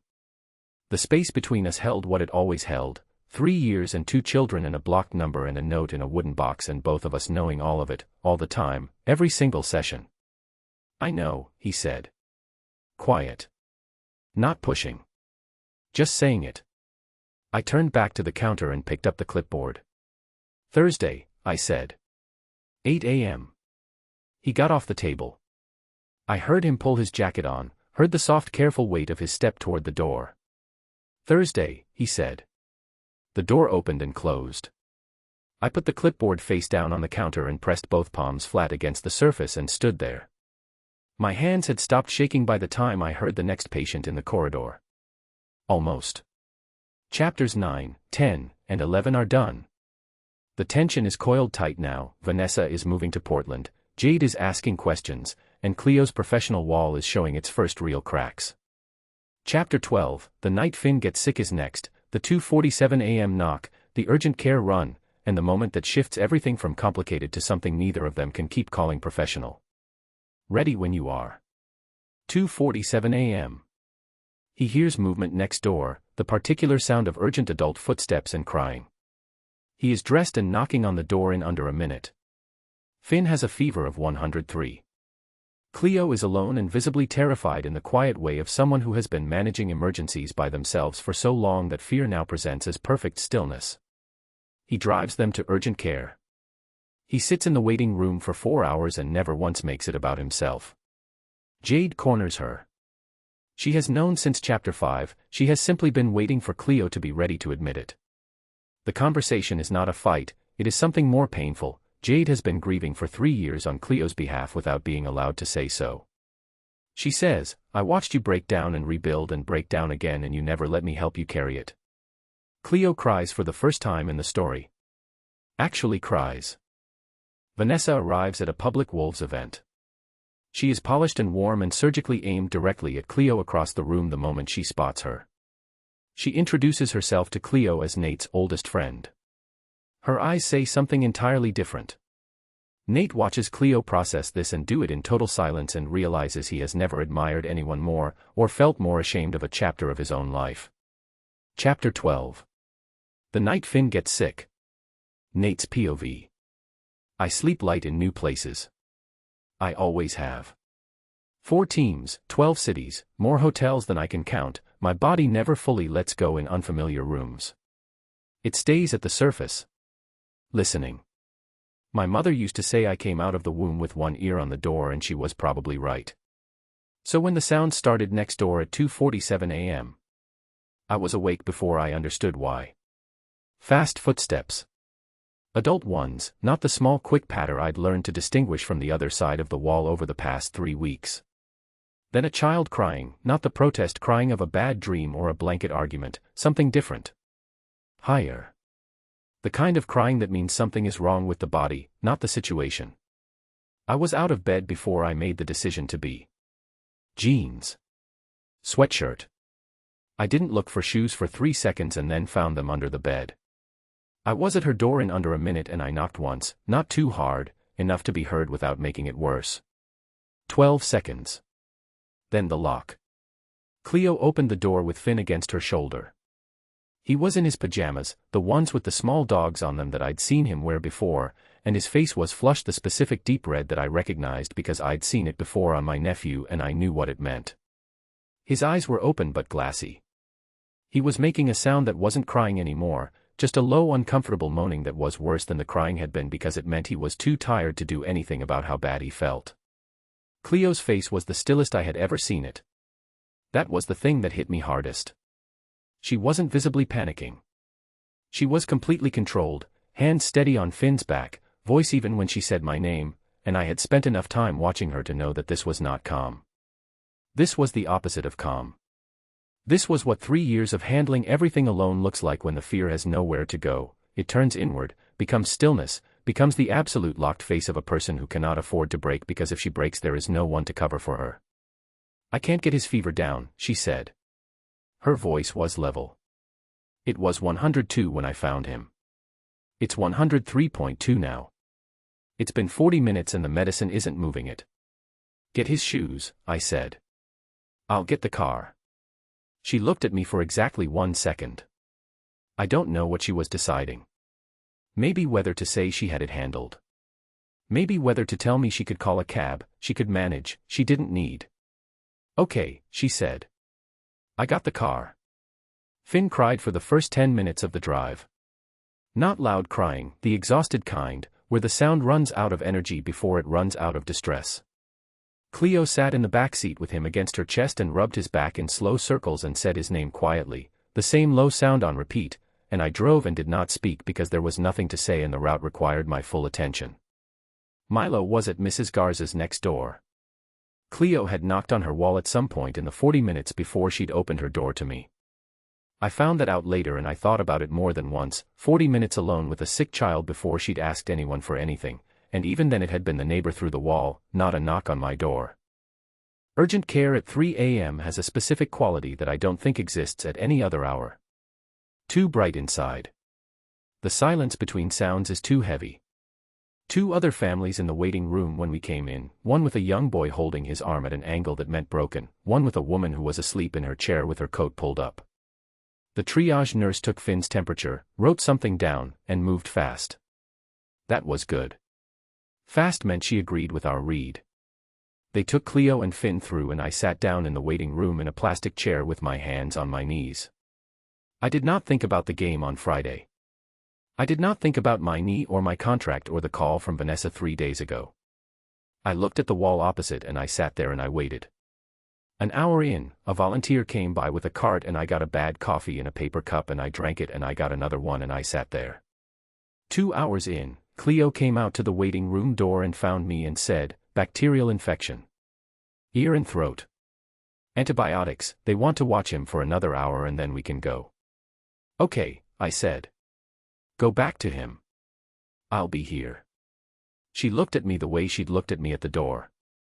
That 1-second assessment. Then she nodded and went back through. I sat in the plastic chair for another hour and 20 minutes and I drank a third bad coffee and I watched the waiting room empty out and refill and I thought about what she'd looked like standing in the doorway at 2:47 a.m. with her son against her shoulder and her face completely still. 3 years of that. 3 years of doors she'd answered alone. We drove home at 6:15. The sky was going gray at the edges the way Portland mornings do, the darkness thinning unevenly, more of a gradual admission than an actual sunrise. Finn was asleep across Cleo's lap in the back seat, limp and finally properly restful, the antibiotics already doing their first quiet work. The prescription was in my jacket pocket. I'd gone to the all-night pharmacy 2 blocks from the urgent care while Cleo got Finn dressed to leave.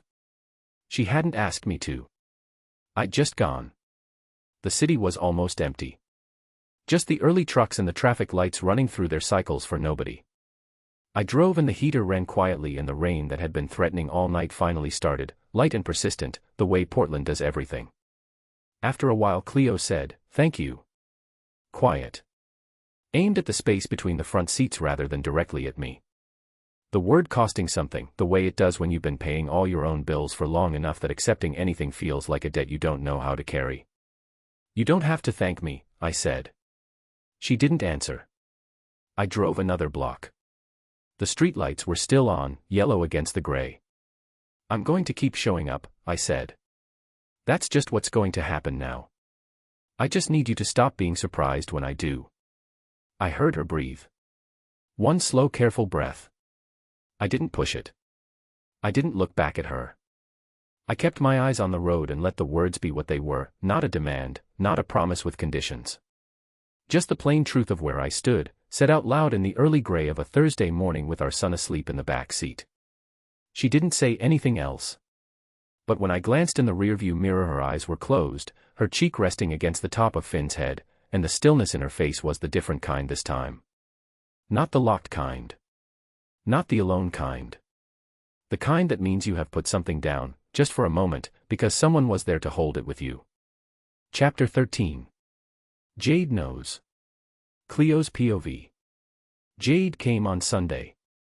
She didn't call ahead, which meant she'd decided something and didn't want me to prepare for it. That's the thing about having a sister who's known you your whole life, she knows exactly which approach closes off the exits. She knocked at 9:30. I opened the door and she looked at me and she had a coffee from the place 2 blocks over in one hand and a look on her face that I recognized from every serious conversation we'd had for 25 years. "Where are the boys?" she said. "Nate has them." I stepped back to let her in. "Saturday visit. They're at the park if the rain holds." She came in. Set the coffee on the counter. Didn't sit down. "How's Finn?" she asked. "Better. Antibiotics are working. He's back to arguing with Milo, which means he's fine." "Good." She looked at me. "Do you want to start, or should I?" I got down a mug. "There's nothing to start." "Cleo." "Jade. He drove you to urgent care at 3 in the morning," she said. "Mrs. Garza called me. Not to be difficult, she was just worried about you and didn't have Nate's number and wanted someone to know you weren't alone." She stopped. "You weren't alone." I poured my coffee. "He sat in the waiting room for 4 hours," she said. "He was being. Don't say considerate. Don't say he was just being considerate." Her voice changed. Lower. The tone that means she has been holding something for a long time and has run out of reasons to keep holding it. "Sit down, Cleo. Please." I sat. She pulled out the other chair and sat across from me. No coffee. She'd forgotten about her own coffee. That was how I knew this was serious. Jade doesn't forget about her coffee. "I have been watching you for 3 years," she said. "Not from a distance. Right here. Every Sunday, the school runs, Finn's ear thing last winter, the tax nightmare in February, the night Milo had the allergic reaction at Mrs. Garza's and you drove to the hospital with one hand and called me with the other." She stopped. Her voice was steady, but it was the steadiness of something that was being actively maintained. "I watched you find out you were pregnant. I watched you decide to keep them and I watched your face when you made that decision and it was the bravest thing I have ever seen." I looked at my coffee cup. And then I watched you close every door, she said. Every single one. The one that would let anyone help you. The one that would let anyone in past a certain point. You kept me, barely, and Mrs. Garza for the boys, and that was it. 3 years of just you and those 2 boys and your job and nothing else. A pause. I never pushed. You know I never pushed. I know, I said. I watched you with those boys and I love them so much I can barely, her voice broke. She pressed her lips together. A breath. I love them so much. And I watched you with them and I thought about their father and I thought about what you told me, stranger, one night, couldn't reach him, and I made myself believe that was the whole story because you needed me to believe it. Silence. It wasn't the whole story, I said. No, she looked at her hands flat on the table. It wasn't. The apartment was quiet. Through the front window I could hear the street outside, a car, rain light on the glass, someone's music from the building across the road. He didn't know, I said. She looked up. About the boys. He didn't know. His ex-fiancée managed his communications that year. She screened the call. He found out when he moved next door and Milo opened the door and he did the same Matthew did. I stopped. He didn't know, Jade. 3 years. He genuinely did not know. She stared at me. I know, I said. Cleo. I know. She put her hand over her mouth. Her eyes went bright and I watched her take it in, all of it, the weight of it, the 3 years it covered, and I watched her feel it on my behalf because that is what Jade does.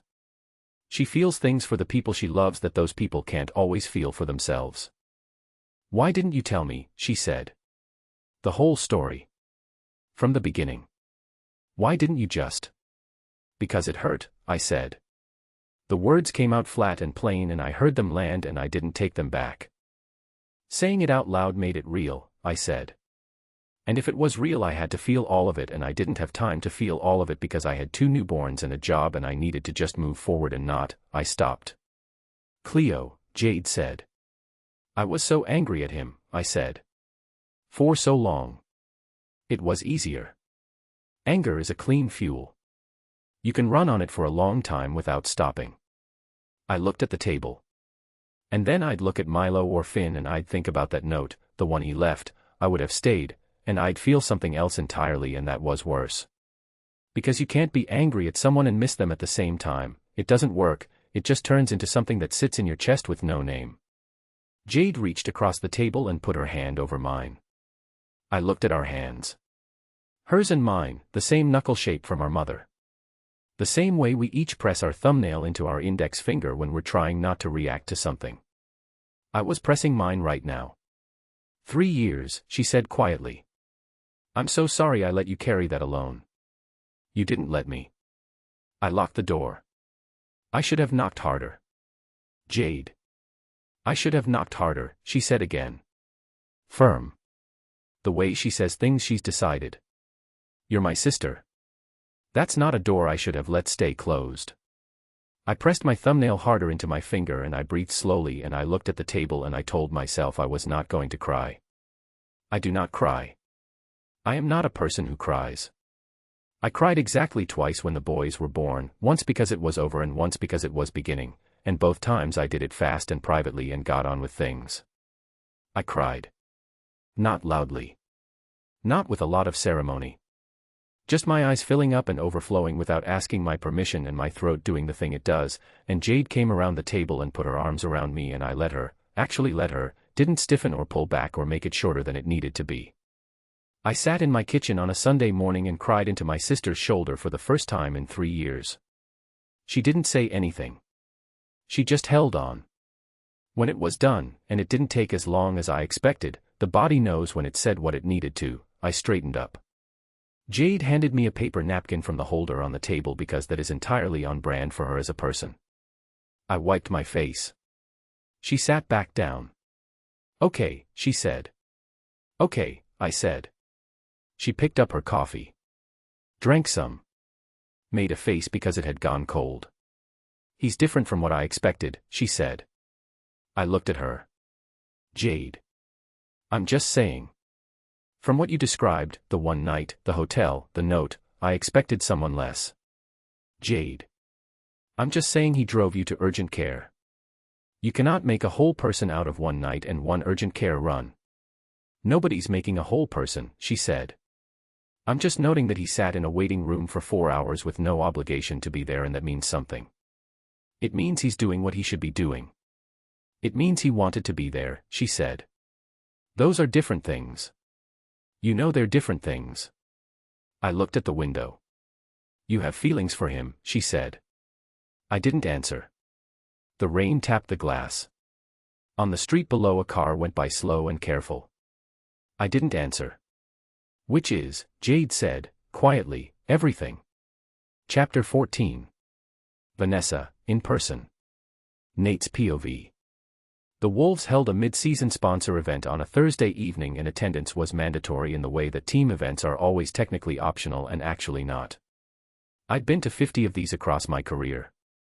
Suit and tie, stand in a room with people who want to talk about hockey to someone who plays hockey, hold a drink you nurse for 3 hours, make sure you're photographed doing something that looks enthusiastic. I knew the form. I got there at 7.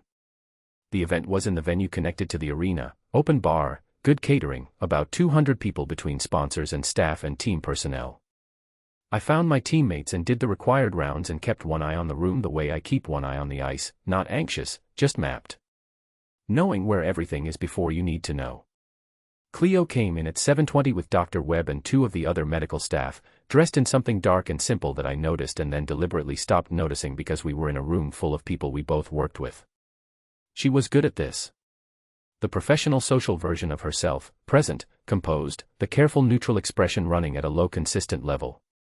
She shook hands and made conversation and moved through the room without drawing attention, which with Cleo I was starting to understand was a deliberate skill. She'd had 3 years of practice making herself hard to read. I was talking to a sponsor from the main equipment partner about ice conditions, the kind of conversation that requires approximately 11% of my brain, when the room changed. Not visibly. Not in any way someone else would have clocked. But I'd spent 2 years with Vanessa Cross and I knew the particular quality of an entrance she'd calibrated in advance. She came in through the side door at 7:40 with a broadcast badge on a lanyard and a dark red dress and the confidence of someone who had decided exactly what this room was for before she arrived. She stopped inside the door, took the room in, found me in about 6 seconds, which was fast, which told me she'd already known roughly where I'd be, and then her eyes moved. They found Cleo. I watched it happen. The scan, the land, the small settled stillness of someone who has located what they came to locate. I ended my conversation politely and started moving. I was not fast enough. Vanessa crossed the room with the relaxed certainty of someone at a party they've been attending for years. She passed 2 teammates and a sponsor and arrived at Cleo's side of the room, and I watched, from 15 feet away, still closing the distance, as she put her hand lightly on Cleo's arm. Cleo turned. Whatever she saw registered in her face for exactly half a second before the professional mask came down. That half second was the tell. She knew who this was. She'd looked Vanessa up, same as I suspected. The name, the face, the context. She'd prepared for it. Vanessa said something I couldn't hear yet. Cleo said something back. I arrived. Nate. Vanessa turned to me with warmth that had no gaps in it, no visible seams, no tell at all. She had always been better at this than me. I was just introducing myself. Your physio and I were just getting acquainted. I see that, I said. I was telling her what a small world it is. Finding out you two are colleagues. She looked between us. The look held half a beat too long. And neighbors, I heard. Cleo's face showed nothing. I said, Cleo, this is Vanessa Cross. We were engaged until last spring. Something moved in Vanessa's expression. Just a flicker. She hadn't expected me to say it that directly, that plainly. It was a difficult year, Vanessa said. To Cleo, not to me. Her voice was pitched at sympathetic confidence, the tone of a woman letting another woman in on something. Nate and I were together a long time. These things are complicated. I'm sure, Cleo said. 2 words. Smooth and even and carrying nothing. I watched Vanessa hear them and recalibrate. I hope Portland is treating you well, Vanessa said.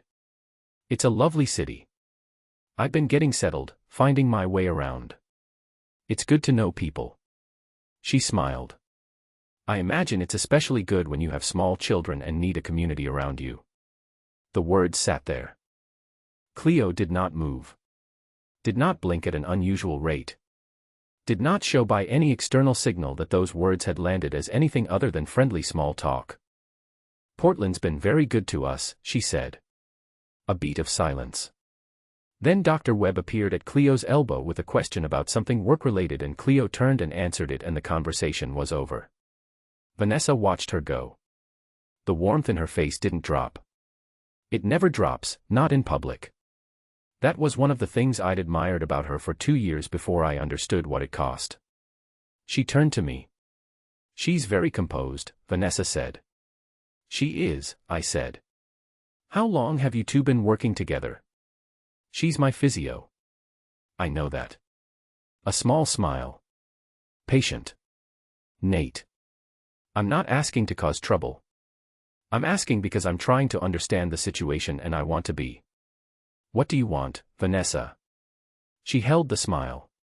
Held it and held it. Then she turned slightly so we were less visible from the main room, just 2 degrees off center, and her voice dropped by 1 careful notch. I want you to think clearly, she said. That's all. You've had a difficult year. A new city, a new team, your knee. And now this, a woman who never contacted you, never tried to find you through any official channel, never got a lawyer, never went to the press, and suddenly you're a neighbor and she's your physio. She paused. I'm just saying. The timing is interesting. She tried to contact me, I said. Once. The call didn't connect. And you believe that? Yes. Because she told you. I looked at her. Yes. Vanessa held my gaze. Her expression was the full performance, concerned, reasonable, only saying this because she cared. I had believed that performance for 2 years. I'd believed it through contract events and road trips in the year she'd had access to my contacts.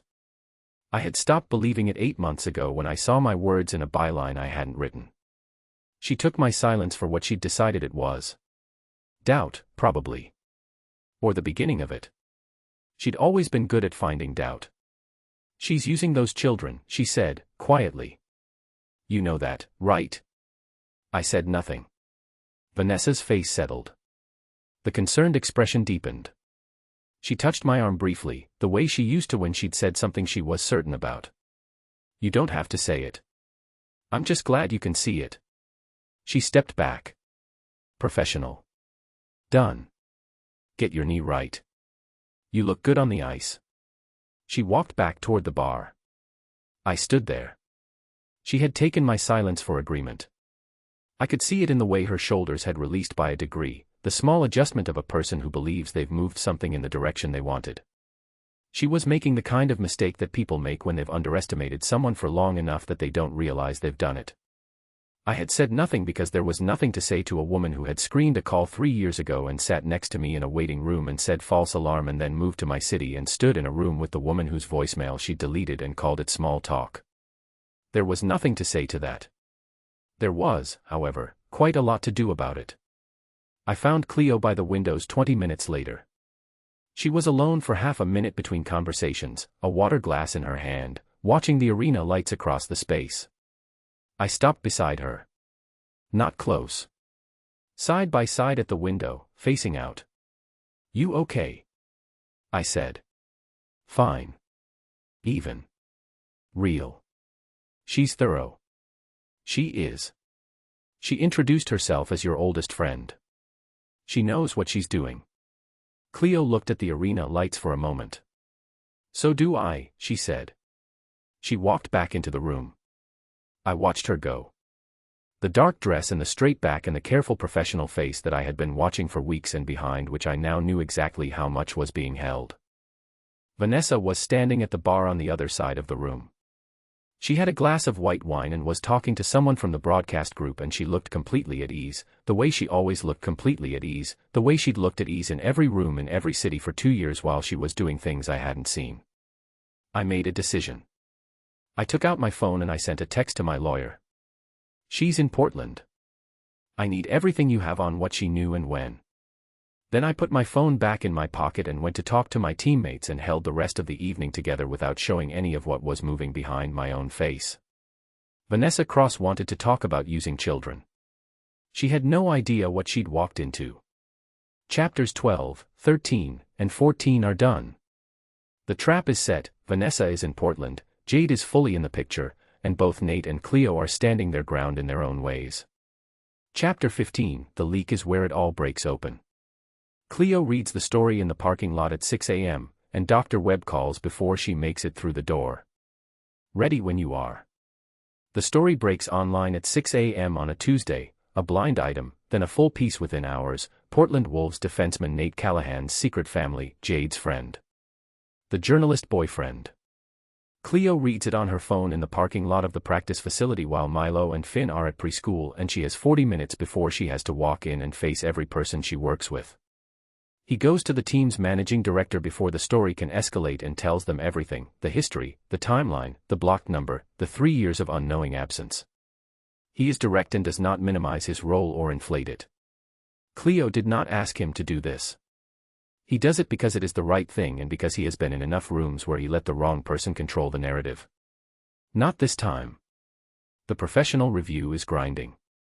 Vanessa gives a quote to 2 media outlets suggesting Cleo engineered the situation. The phrase ethical violation starts appearing. Cleo has not slept more than 4 hours in 5 days. She and Nate have not spoken beyond logistics since the corridor. She goes to pick up the twins from preschool and Finn's teacher says, the press is asking questions outside. Cleo stands in the preschool hallway and for the first time in the story, genuinely doesn't know what to do next. Chapter 15. The leak. Cleo's POV. I found out the way everyone finds out about everything now. My phone. 6 a.m. A notification from a sports news aggregate I'd installed 2 years ago to keep track of Wolves coverage for work. I read it standing next to my car in the practice facility parking lot with my keys in my hand and the engine still ticking behind me and the sky the particular flat gray of a Portland morning that hasn't decided anything yet. The headline was a blind item first. I'll give them that, someone had the instinct to test the water before committing. Which newly traded NHL defenseman has a secret family waiting for him in his new city? Posted at 5:47 a.m. By 6:03 there was a follow-up with names. By 6:11 there was a photo, not of me, not of the boys, nothing that recent, but of Nate leaving the practice facility 2 weeks ago and a cropped image of me from the Wolves staff page that they'd found in under 20 minutes. Portland Wolves defenseman Nate Callahan's secret family, what the team didn't know. I read it in the parking lot. Then I read it again because my brain had moved through the first read without absorbing it properly, the way your eyes keep going when your mind has stopped. It was thorough. That was the first thing I noticed past the shock, it was thorough in a way that a stranger couldn't have made it. The conference. Chicago. The timeline. Sources close to the situation confirm the children, twin boys aged 3, were kept secret from Callahan throughout. The words kept secret sitting there on the screen like a fact, like a clean description of what had happened, like the shape of it was simple and I was the one who'd made it that way. Jade's friend. Her boyfriend. The journalist I'd been told was harmless and low-key and mostly covered local politics. I stood in the parking lot and I did not throw my phone. I thought about it. I held very still and breathed twice and I did not throw my phone because I needed my phone and because throwing things has never once in my life made anything better.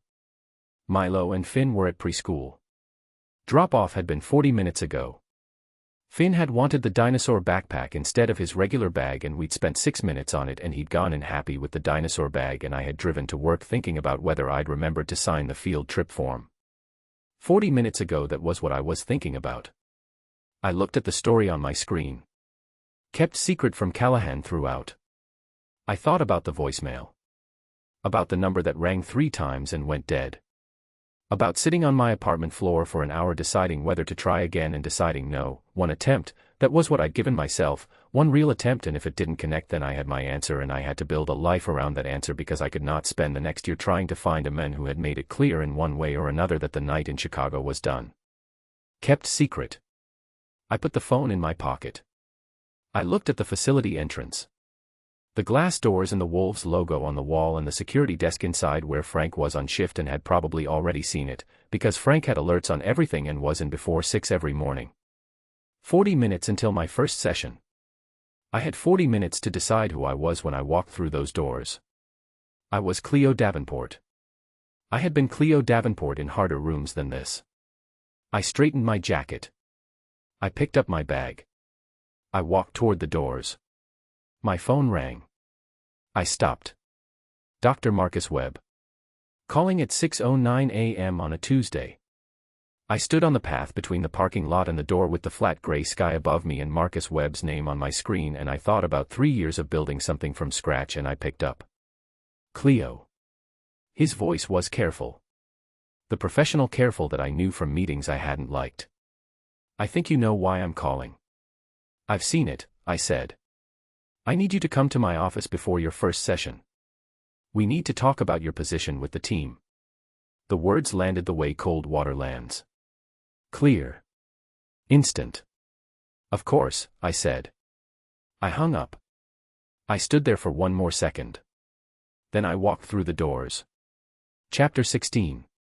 The Review. Nate's POV. I saw the story at 5:52 a.m. because I don't sleep past 6, and my phone was on the nightstand and the alert came through before I'd made coffee. I read it standing in my kitchen in the same clothes I'd slept in, and by the time I'd finished the first read I knew 3 things clearly. First, Vanessa. Not because I had evidence right then and there, but because I knew who benefited and I knew who had the pieces and I knew the particular shape of a move she'd made before. The press, the timing, the framing. Kept secret throughout.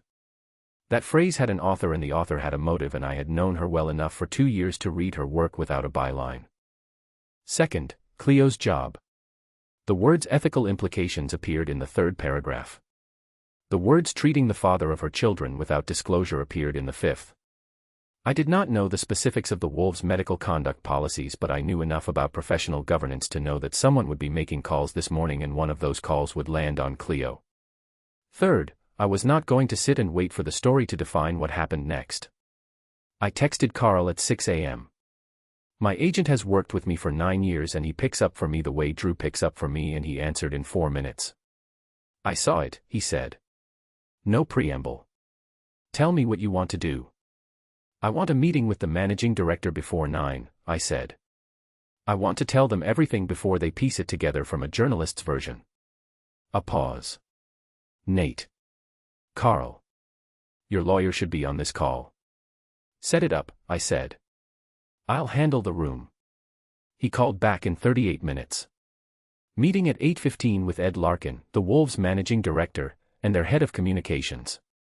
My lawyer on the phone from Ottawa. I had 1 hour. I told them everything. I have sat in a lot of difficult rooms in my career. Coaches who needed to tell me things I didn't want to hear. Front office conversations about trades I hadn't seen coming. The meeting with Ottawa's management last year after Vanessa's piece ran, and I had to sit across a table from men who were deciding what I was worth with someone else's version of my life on the table between us. This was different because I was the one setting the terms. I started at the beginning. Chicago, 3 years ago. The conference, the one night, the note I'd left. Coming back to Ottawa. Vanessa having access to my communications. The number change in October.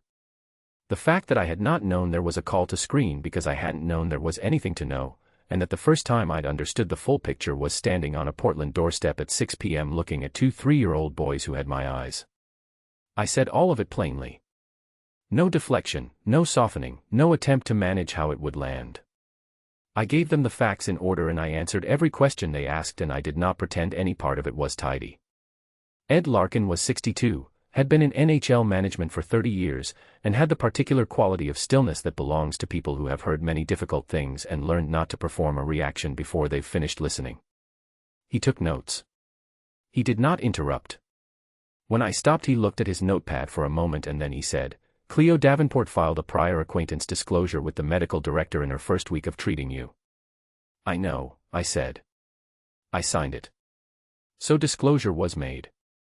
By her, I said. Within standard protocol. Before any of this. Whatever the story says about what she kept or didn't keep, she did everything right. Larkin looked at me. Why are you here, Nate? Because I've been in rooms where someone else told my story first, I said. I'm not doing that again. He sat with that for a moment. Then he looked at his communications director, a woman named Patricia who had been making rapid notes on a laptop the entire time and whose expression throughout had been entirely unreadable. We'll need this in writing, Patricia said. The full timeline, signed. We'll want to speak with Ms. Davenport separately. Fine, I said. The review process will still need to run, Larkin said. That's not negotiable. When a patient-practitioner relationship has a prior personal connection of this kind, there's a governance process that exists for a reason. I understand that, I said. Run it. The facts will hold. I stood up. My lawyer on the phone said something quiet and I told him I'd call him back. I shook hands with Larkin, with Patricia, and I walked out into the corridor. Cleo was there. Standing 20 feet down the hall, outside Dr. Webb's office, in her work clothes with her bag over her shoulder and her arms at her sides.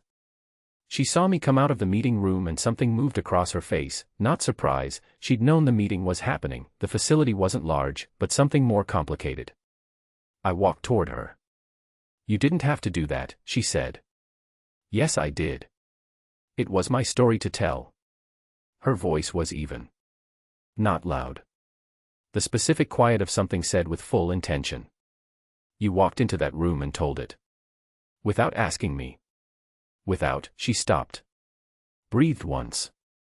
You decided what got said and how it got framed, and I was not in the room. I heard it. The full shape of it. I had gone in there to defend her. To lay the record straight before someone else could define it. I had done it because it was right and because I was done letting narratives be written without me, and in doing that I had done to her the exact thing I'd been trying to stop being done to both of us. I had told her story. In a room she hadn't chosen. Without asking. She was looking at me with the face that was not the professional mask, not the locked door stillness. This was something more raw, not rage, something quieter and deeper than rage. The look of a woman who has controlled her own narrative for 3 years out of pure necessity and just watched it leave her hands. I know, I said. That's all you have. Right now. Yes. I held her gaze. I'm sorry. I thought I was protecting you. I don't need protecting, she said. I need to be in the room. She walked past me down the corridor. I stood there.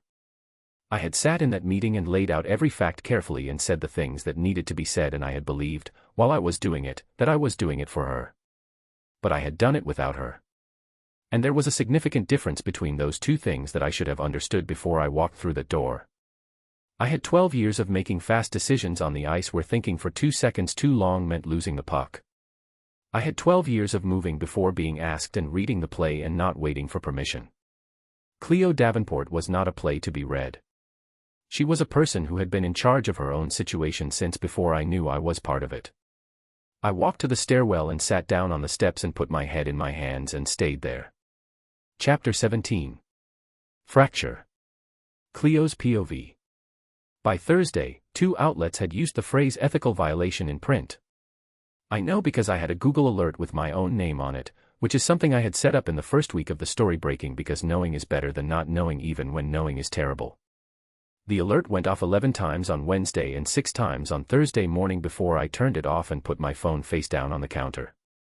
Vanessa had given a quote. Not to the original story, she was too careful for that, too aware of how it would look. She'd waited 4 days and then given a quote to a second outlet and then a third, framed each time as a concerned party speaking with great reluctance. I have no desire to speak ill of anyone. I just think the timeline raises questions that deserve honest answers. The word engineered had appeared in both pieces, attributed to unnamed sources, and I did not need a name to know where it had come from. I had not slept more than 4 hours in 5 days. I was running on the specific fuel of controlled anger that Jade had named for me in our kitchen 2 weeks ago. Clean fuel. Efficient. You can run on it for a long time without stopping. Nate and I had not spoken beyond logistics since the corridor. Scheduling texts, session confirmations, the practical minimum. He had knocked on the shared wall once at 9 p.m. on Wednesday, and I had stood in my kitchen looking at the wall for a long moment and then not knocked back, because I was still carrying what had happened outside Larkin's office and I did not yet have words for all of what I was carrying. The review was ongoing. Dr. Webb had been professional and careful and had said all the right things about due process and fair timeline, and underneath the professionalism was the plain fact that the review existed and my name was in it and nothing about the outcome was certain yet. I was managing it. I was handling it. I was getting the boys to preschool and doing my sessions, with a temporary patient reassignment for Nate, which the review board had required and which was the right call and which I hated with a specific targeted clarity, and coming home and making dinner and reading stories and sitting on the kitchen floor at 11 p.m. I was fine. Friday afternoon I left the facility at 2:30 to pick up the boys. Preschool ended at 3. It was a 12-minute drive and I'd been doing it for 8 months and I knew every light, every turn, every place where the road was rough enough to make Milo say bumpy from the back seat. I pulled into the preschool lot at 2:52. Finn's teacher met me at the inner door. Mrs. Okafor, who had been with both boys since September and who communicated exclusively in warm professionalism and did not alarm easily. She was alarmed. "Ms. Davenport," she said, and her voice was careful, "I want you to know the children are completely fine. They've had a normal day and they're just in the reading corner finishing up." I looked at her face. "What's happening?" "There are some people outside. They arrived about 20 minutes ago." She paused. "With cameras. They asked the front desk about the Callahan children." The world did a slow rotation around me. They had found the preschool. In all the things I had prepared for, in all the contingencies I had run in my head over 5 sleepless days, this was the one I had blocked out. Not because I hadn't known it was possible. Because I hadn't been able to think about it and keep functioning at the same time. My boys. My 3-year-old boys in their reading corner finishing up their Friday with their books and their dinosaur bags and their absolutely ordinary small lives that I had spent 3 years protecting and building and keeping exactly as ordinary as I could manage. "How many?" I said. My voice was completely flat. 3. Maybe 4. They're on the pavement outside the gate. They haven't tried to come in. They're not allowed on school grounds. No. We've already called. "Don't bring the boys out yet," I said. "Give me 2 minutes." She nodded. I turned and walked to the front hallway. I stood there. For the first time in 5 days of handling this, for the first time in 3 years of handling things, I stood in a preschool hallway under a bulletin board covered in children's paintings of autumn leaves and I genuinely did not know what to do next. Not what the right tactical move was. Not which call to make first. I stood there and the next step was simply not there in the way it had always been there, the forward motion that I had run on for so long I'd stopped noticing it. There were people outside my children's school with cameras. I was alone. And my next step was not there. My phone was in my hand but I hadn't dialed yet. Jade was at a shoot in Seattle until tonight. Mrs. Garza was at her daughter's. I thought about Larkin's office. I thought about calling the facility. I thought about standing here in this hallway for the rest of the day because inside was safe and outside was not. Then through the glass panel beside the front door I saw the gate. And Nate. He was standing on the pavement between the cameras and the school entrance with his. Then it was just me and the empty pavement and the preschool gate and the Portland drizzle that had come in at some point in the last 40 minutes without asking permission. Cleo came out with the boys at 4:17.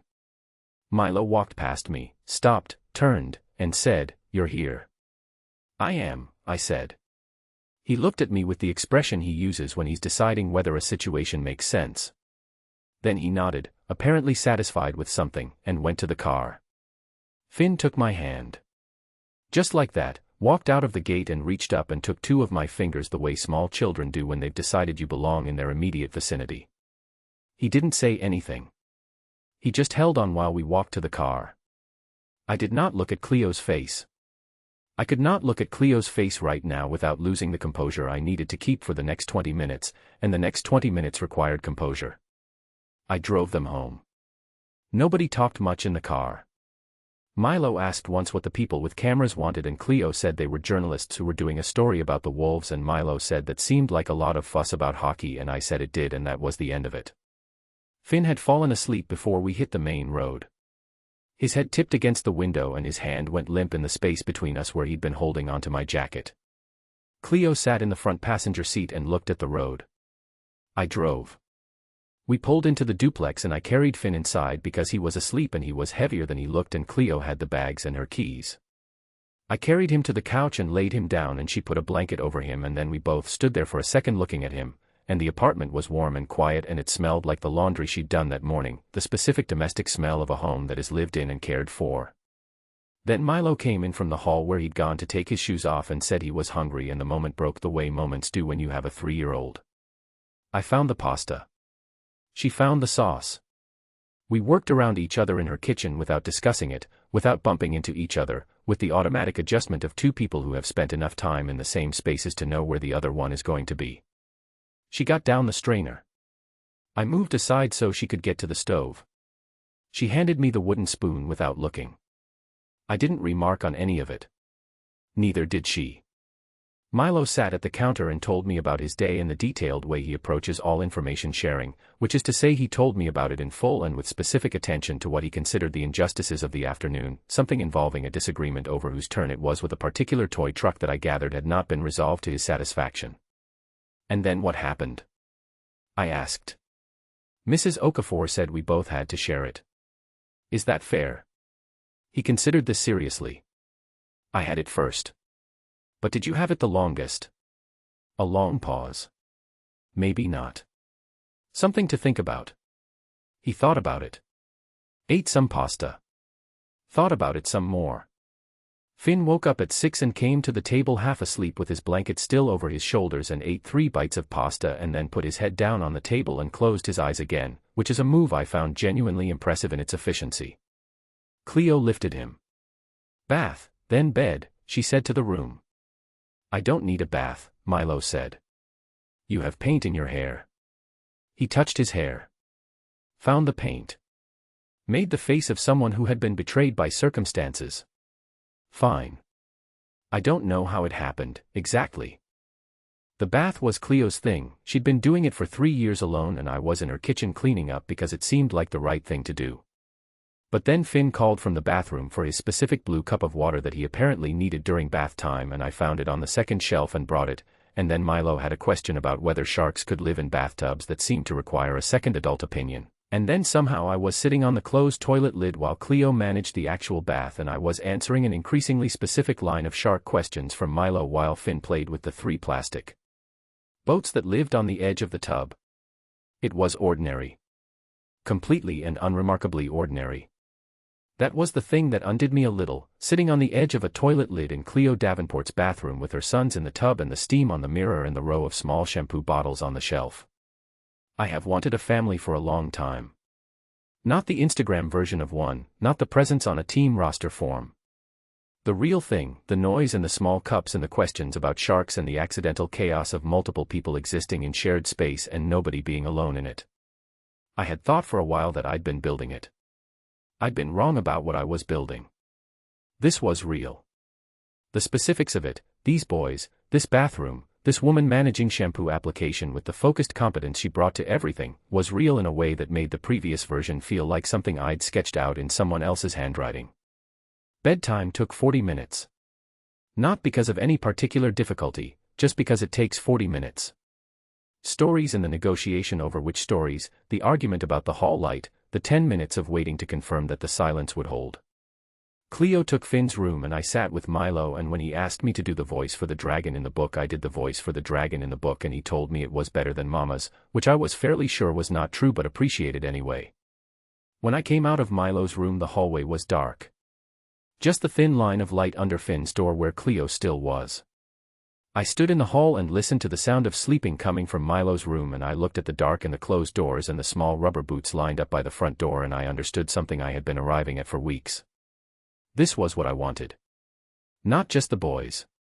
Not just the arrangement of being in their lives in whatever formal way the coming weeks were going to define. I wanted the bath questions and the pasta and the wooden spoon handed over without looking in the hallway at the end of the night with the lights off. All of it. The whole thing. Cleo's door opened. She came into the hall and stopped when she saw me still there. She looked at me in the dark for a moment. I'm angry at you, she said. I know. I'm not angry about what you think I'm angry about. I looked at her. Tell me. She was quiet for a moment. Just standing there in the dark hallway between the doors of her sleeping children. Then she said, not tonight. She stepped back into her room and closed the door. I stood in the hallway for a moment. Then I went to the couch, took the blanket Finn had left on it, and lay down. I didn't mind. I lay in the dark and I listened to the apartment settle and the rain come back against the windows, and somewhere down the hall 2 small boys breathed in their sleep. Not tonight, she'd said.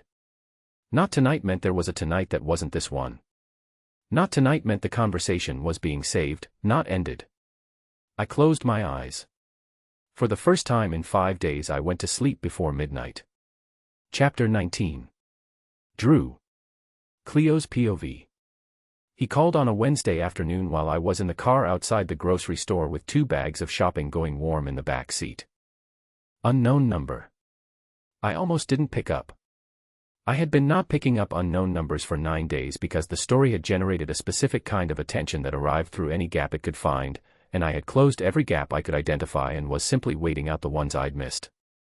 But I was tired. And the groceries were warm. And I had used up all of my available energy on the morning session and the review board email I'd received at 1 p.m. and the call with my own lawyer that had taken 45 minutes and left me sitting in a parking lot for 20 minutes after. I picked up. Cleo Davenport. Male voice. Not a journalist, the tone was wrong. Something else. Careful in a way that was not professional careful. Personal careful. Who is this? I said. Drew Callahan. Nate's brother. A pause. I'm sorry to call out of nowhere. I got your number from Nate. He doesn't know I'm calling.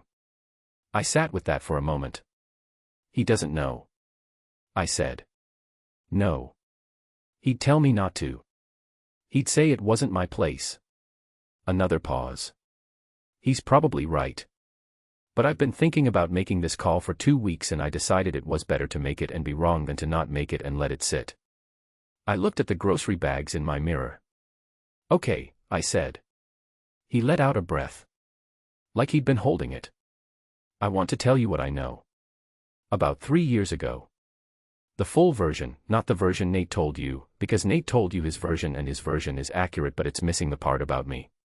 He stopped. Can I tell you that? Yes, I said. Drew Callahan spoke for about 15 minutes. He told me about Chicago. He said Nate had called him from the hotel that night, not to report anything, just one of those late calls brothers make when something good has happened and they're not ready to stop feeling it. He said Nate had sounded different. That was the word he used. Different. Not the word for happy exactly, but the word for a person who has met something real and knows it. He told me about October. About the visit to Ottawa, about Vanessa's sudden settled quality in a month that had been nothing but fighting. About the timeline he'd done the math on, slowly, over months, her pregnancy scare, Nate's number change, the particular way she'd looked at him across a table that October like someone who had cleared a board she'd been worried about. I didn't know specifically, he said. I need to be clear about that. I didn't know there was a voicemail. I didn't know there was a woman or a child or, I just knew something was off and I didn't ask the question. Why not? A pause. Honest pause. The kind where someone is deciding whether to give you the real answer. Because Nate was already in a bad place with her, he said. And I thought if I brought in something I couldn't prove, with nothing behind it except a feeling and some timing, I'd make it worse. I thought, he stopped. I told myself I was protecting him. From speculation. From starting a fight over something that might be nothing. But it wasn't nothing. No, he said. It wasn't. Silence on the line. I was looking at the gray sky through the windshield. A woman walked past with a stroller and a coffee cup and didn't look at me. I've carried that, Drew said. Every time I saw him this past year. Every time we talked. Knowing I had a piece of something I'd chosen not to look at directly. He paused. And then he called me from Portland and told me about you and the boys and his voice changed. Just by 1 degree. Drew Callahan did not strike me as a man who changed by more than 1 degree at a time. I should have knocked on something sooner. I'm sorry I didn't. I turned that around in my head for a moment. Not in the way of deciding whether to accept it. In the way of deciding what to do with it. Does Nate know you're telling me this? I said. No. Why did you need to tell me and not just him? A longer pause. Because you're the one who spent 3 years not knowing why. You're the one who made the call and heard nothing back and had to decide what to do with that. He paused again. And because you're the one deciding right now whether to let him in. And I think you should know the full shape of it. Not just his version. Mine too. I looked at the grocery bags. My brother, Drew said, has never been good at asking for things he needs. Not asking for help. Not asking people to stay. Not asking for what he actually wants because he spent his whole career learning to want only the things he could get through his own work. A pause. He's trying to learn.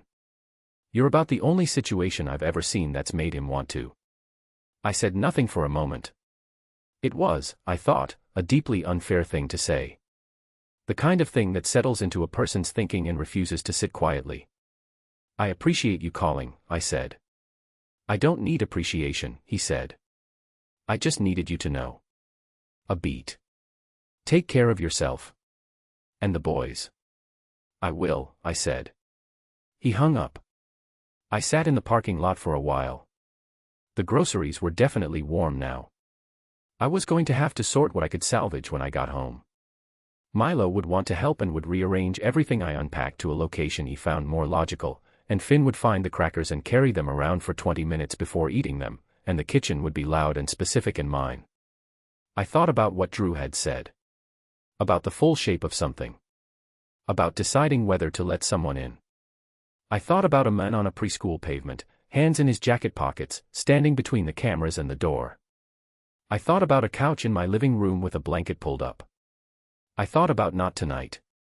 And what that meant about tonight and every one that came after. I picked up my phone. Not Nate. Not Jade. My lawyer. She picked up on the third ring and I said, I want to talk about formalizing Nate Callahan's parental access. Not restricting it. Formalizing it properly. Making it real. A pause. Then, okay. Let's talk.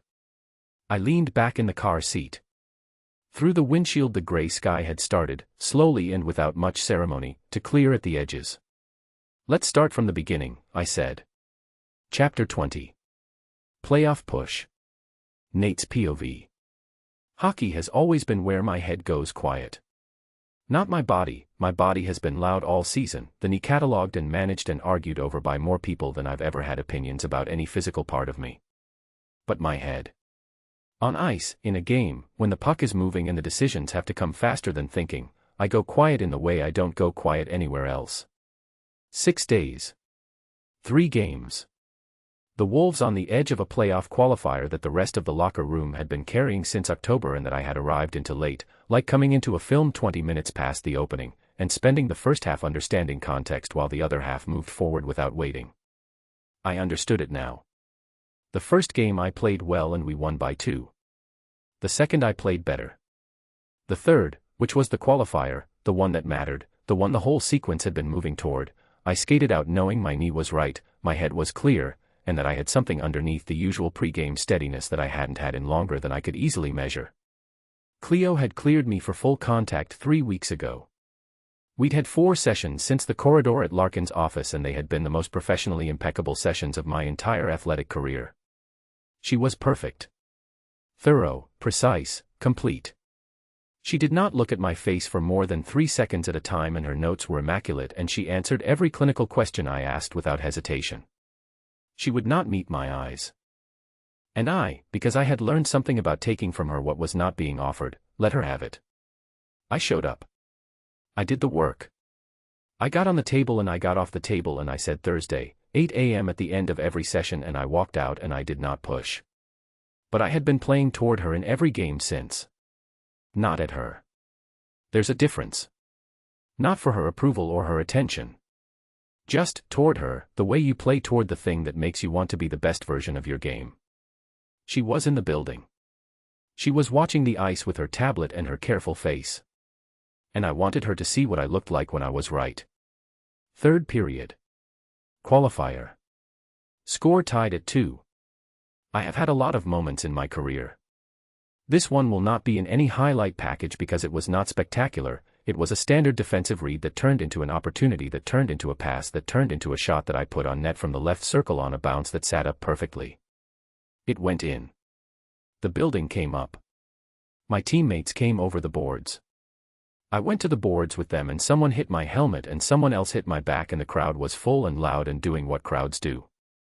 I did not celebrate. I turned and looked for her. The physio position was at the far blue line on the bench side.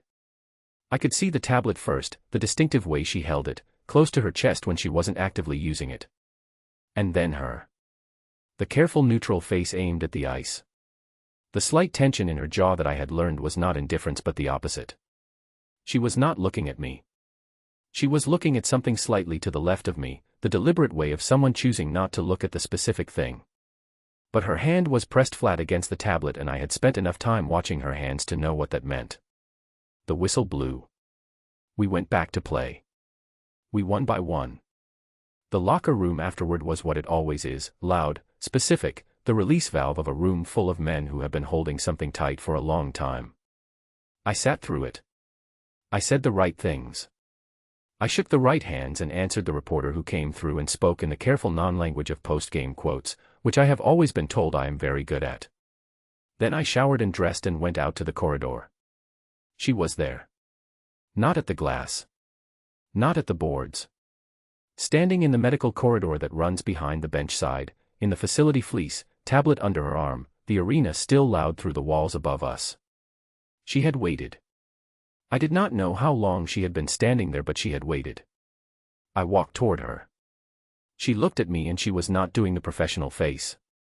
She was doing the other one, the one with all the things she'd been managing behind it visible for exactly as long as she allowed it. I've been thinking about what I said, she said. In the hallway. I know, I said. I told you I was angry and not about what you thought and then I closed the door. She looked at me. That wasn't fair. You didn't owe me fair that night. I know I didn't, she said. I'm not doing it because I owe you. I'm doing it because I need to say it. She stopped. Breathed once. I'm angry because you went into that room and told my story without asking me first. I know. And I'm angry because I understand why you did it. She said that second sentence like it cost her more than the first. Like the first one was easy because it was clean and the second one was hard because it wasn't. You did it because you were trying to protect the record. Because you'd been in rooms where someone else told your story and you couldn't stand it happening to us. I understand that. She stopped. Both things are true. I'm angry and I understand it. I needed you to know that both things are true at the same time. I stood in the corridor with the roar of the crowd bleeding through the ceiling above us and I looked at her. Okay, I said. She looked at me. Okay. Both things are true, I said. I hear that. I'm not going to argue with either of them. She looked at me for a long moment. Okay, she said. Neither of us moved. The corridor was narrow. The noise from above pressed down through the walls. The overhead light was the harsh white of functional spaces, not the ice light, not the warm light of her kitchen, just the plain undecorated light of a building telling you exactly what it was. We stood in it. 2 people with 3 years between them and 2 sleeping children at home and a story that was still being written in rooms neither of us fully controlled. Neither of us moved. But she was here. She had waited. She had said the 2 true things out loud. In the space between them, the anger and the understanding, the closed door and the corridor, something was opening. Slowly. Not completely. Not tonight. But it was opening. Chapters 18, 19, and 20 are done. We are in the final stretch now. The walls are down, the real conversation has happened, and both of them are standing in the same corridor without moving. Chapters 21, 22, and 23 are next, Vanessa's last move, the big game, and the moment in the hallway where Nate says I love you into the noise of an arena and Cleo finally says the thing she's been holding since Chicago. Ready when you are. Vanessa approaches Cleo directly, no cameras, no witnesses. She is pleasant and precise and tells Cleo that Nate will eventually leave, as he always does, and that the twins deserve a father who isn't contractually obligated to stay. It is the cruelest possible version of something Cleo has been telling herself for months. For a full 30 seconds, it almost works. Playoff qualifier game, third period, tied. Nate takes a hit to the boards, hard, borderline dirty. His knee screams. He stays on the ice. He can hear, through the noise, the particular quality of silence from the bench area that means the medical staff is moving. He skates to the bench under his own power. Cleo is there. Her hands find his knee immediately, professional and certain, and, for just a moment, her eyes find his face and she forgets to be guarded. The Wolves win. The locker room is chaos. The review board clears Cleo, Drew's testimony about the blocked number establishes the full timeline, and Vanessa's media employer quietly drops her correspondent position amid the fallout. Cleo waits for Nate in the corridor. When he comes out, he looks at her and she says the thing she has been holding for 3 years, I kept the note. The one you left in Chicago. I would have stayed if you'd asked, I read it so many times the paper started to go soft at the folds. He doesn't say anything. He closes the space between them. Chapter 21. Vanessa's last move. Cleo's POV. She found me in the facility car park on a Thursday morning. Not at an event. Not in a room full of people where the cameras and the politeness created a structure we both had to work inside. Just the car park. My car, my keys, my coffee from the place 2 blocks over that I'd been stopping at every Thursday for 8 months because Thursday mornings are long and I needed something that was mine before the day took everything else. I heard her heels on the tarmac before I saw her. Vanessa Cross in a camel coat at 8:15 a.m. looking like she had not just walked across a car park but had been placed there, specifically, by someone who knew what they were doing with framing. I did not run. I did not speed up. I finished unlocking my car and I turned around. Good morning, she said. Vanessa. She stopped 2 feet from me. The right distance. Close enough to be personal, far enough to be deniable. I noticed that about her, she always knew exactly where to stand. I wanted to speak to you privately, she said. Without the event context.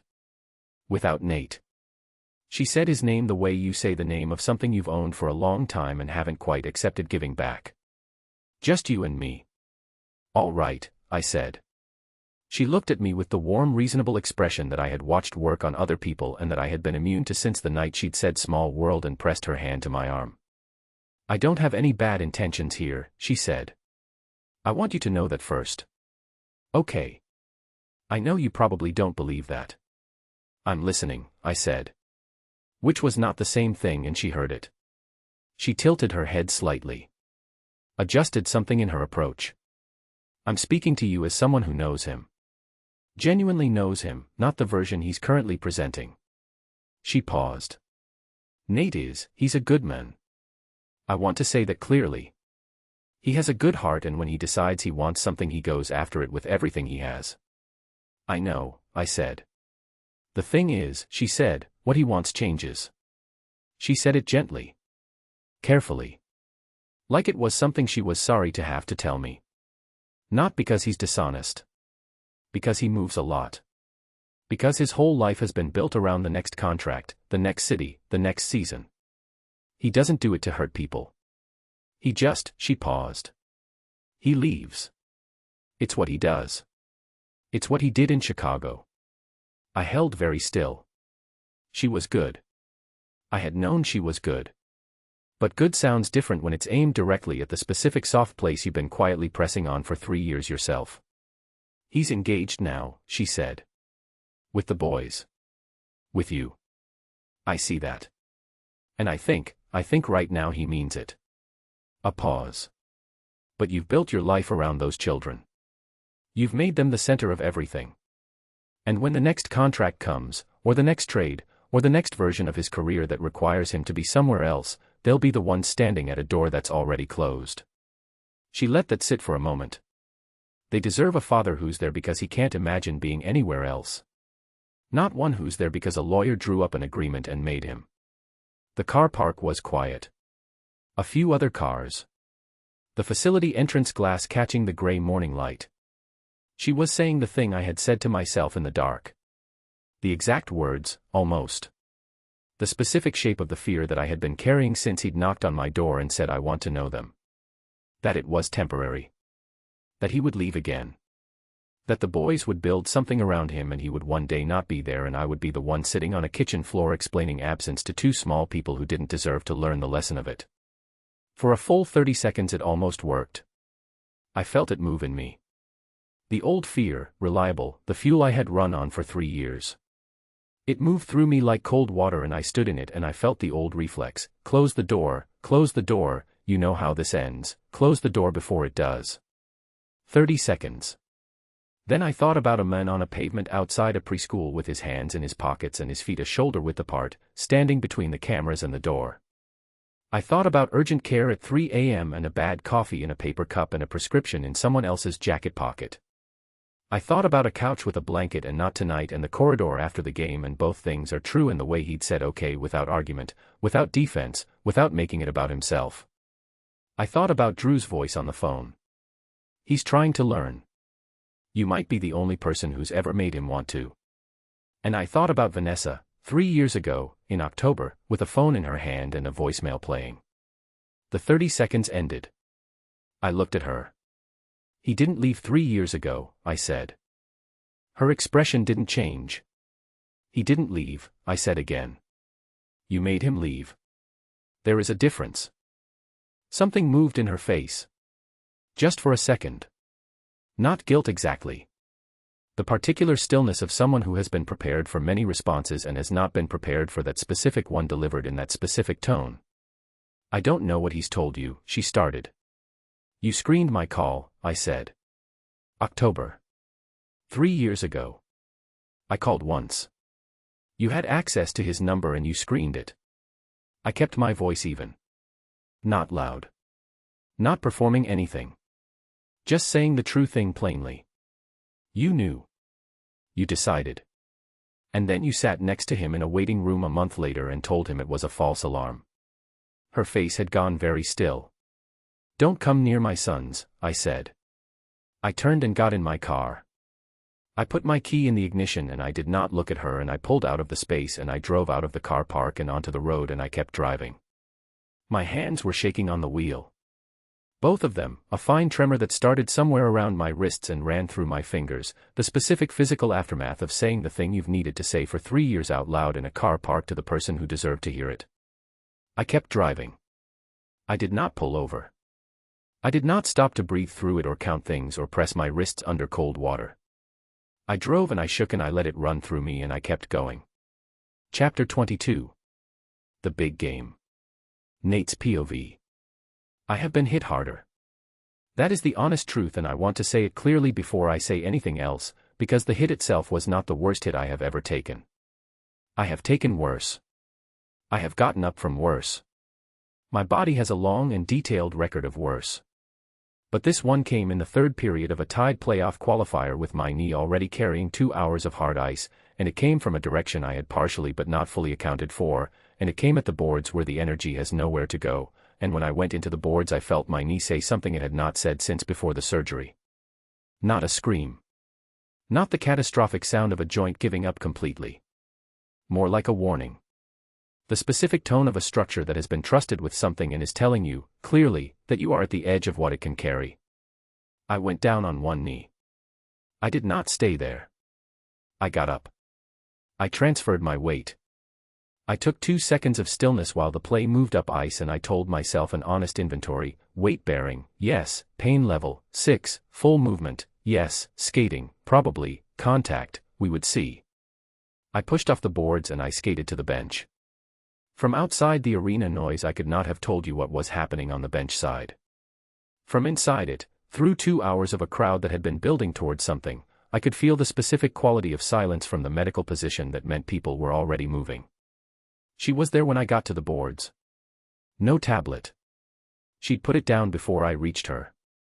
Both hands came to my knee immediately, finding the joint through the padding with the precision of someone who had mapped this exact anatomy for weeks, who knew it the way she knew everything, thorough, direct, certain. She was talking to me. Clinical questions. Pain level, mechanism, did I feel a pop, can you flex? I answered all of them. My voice was steady. My knee was sending signals I was cataloging and managing and not showing. And then she looked up. Just for a moment. Past the assessment, past the professional face and the tablet on the boards and the arena and everything that surrounded us. Just her eyes finding my face in the way they almost never did during sessions anymore, fully, directly, with nothing managed about it. She forgot to be guarded. I saw it. 1 second, maybe less. The fear in it. Not the professional concern for a patient's injury. The other kind. The kind you feel in your chest when someone specific is hurt. I saw it and I held onto it and I filed it in the part of me that had been gathering evidence for months. It's not structural, I said. It's the capsule again. Same catch as before. You don't know that, she said. Back to professional. Almost. I know this knee, I said. I've had your hands on it twice a week for 2 months. It's the capsule. She held my gaze for 1 more second. Then she looked back at the knee and pressed 2 fingers to the exact spot and I breathed through it. You can go back, she said. If it catches again you come off immediately. Yes, I said. I did not move. The arena was full and loud and the period clock was running and my team needed me on the ice and none of that was why I was still standing at the boards. Cleo, I said. She was already reaching for the tablet. I love you. She went still. The arena did not go quiet. The crowd did not pause. The boards buzzed under my hands and the clock ran and somewhere behind me a teammate called my name from the ice. She turned and looked at me. You cannot say that here, she said. I know. Nate. I know. I held her eyes. I needed to say it somewhere. I've been carrying it for a while. I just needed to put it down somewhere you could hear it. She stared at me. Her face doing the thing it does when she has run out of the professional layer and it is just her, just Cleo, dealing with something she hadn't prepared for. Go play, she said. Her voice was not quite steady. I noticed that and said nothing about it. I went and played the best 5 minutes of my career.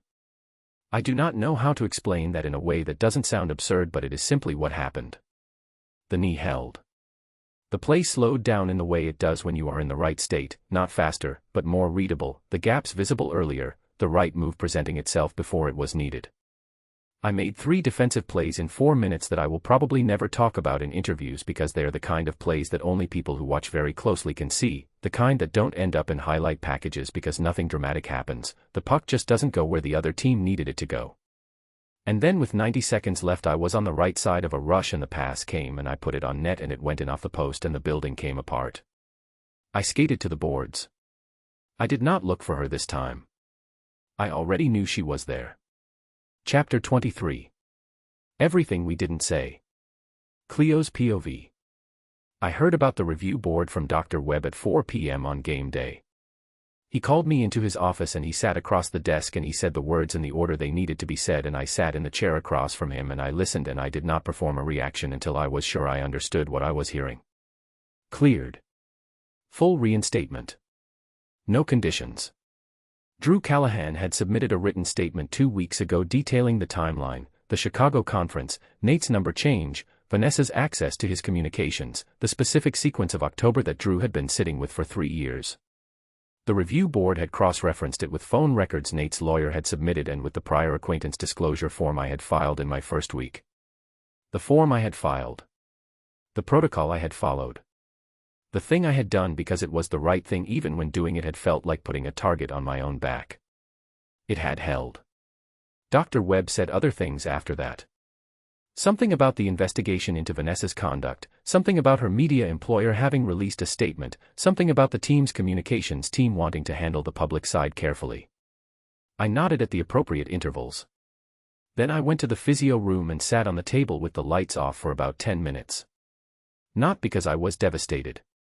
Because I had been holding my breath for 3 weeks and I needed somewhere quiet to let it out. The game started at 7. I watched from the bench side in my facility fleece with my tablet and my careful face, and 2 hours of everything I was managing pressed back as far as it would go.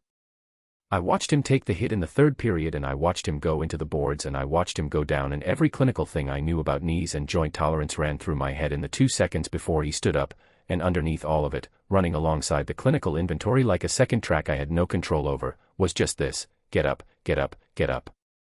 He got up. He came to the boards, and I put my hands on the knee, and I did the job, all of it, exactly as it needed to be done. I was thorough and precise, and I made the right call. And then I looked up. I don't know why I looked up. I had been managing eye contact in sessions for 3 weeks, I had the whole system down, I knew exactly where to look and for how long and when to move on. But the hit had rattled something loose in me, and I looked up and I found his face, and I forgot, for 1 second, to be anything other than a person who had just watched someone she. I looked back at the knee. Professional. Done. He was cleared to go back. And then he said it. I heard it clearly over the arena noise, the way you hear certain things clearly regardless of volume, because they are aimed at you and only you, and the rest of the noise becomes background. I love you. I told him he couldn't say that here. I told him that, and I meant it, and it was also completely useless because he had said it and I had heard it, and neither of us could unknow it now. He went back on the ice. I stood at the boards with my tablet in my hands, and I watched him play, and I did not speak to anyone for the rest of the period. When he scored in the final 90 seconds and the building came up around me, I stood still inside the noise, and I felt it go through me like a current. Then I went to the corridor. I waited. The locker room takes as long as it takes. Post-game, post-win, a room full of men coming down from the highest point of the season, it takes as long as it takes, and I stood in the corridor, and I did not look at my phone, and I did not pace, and I did not rehearse what I was going to say.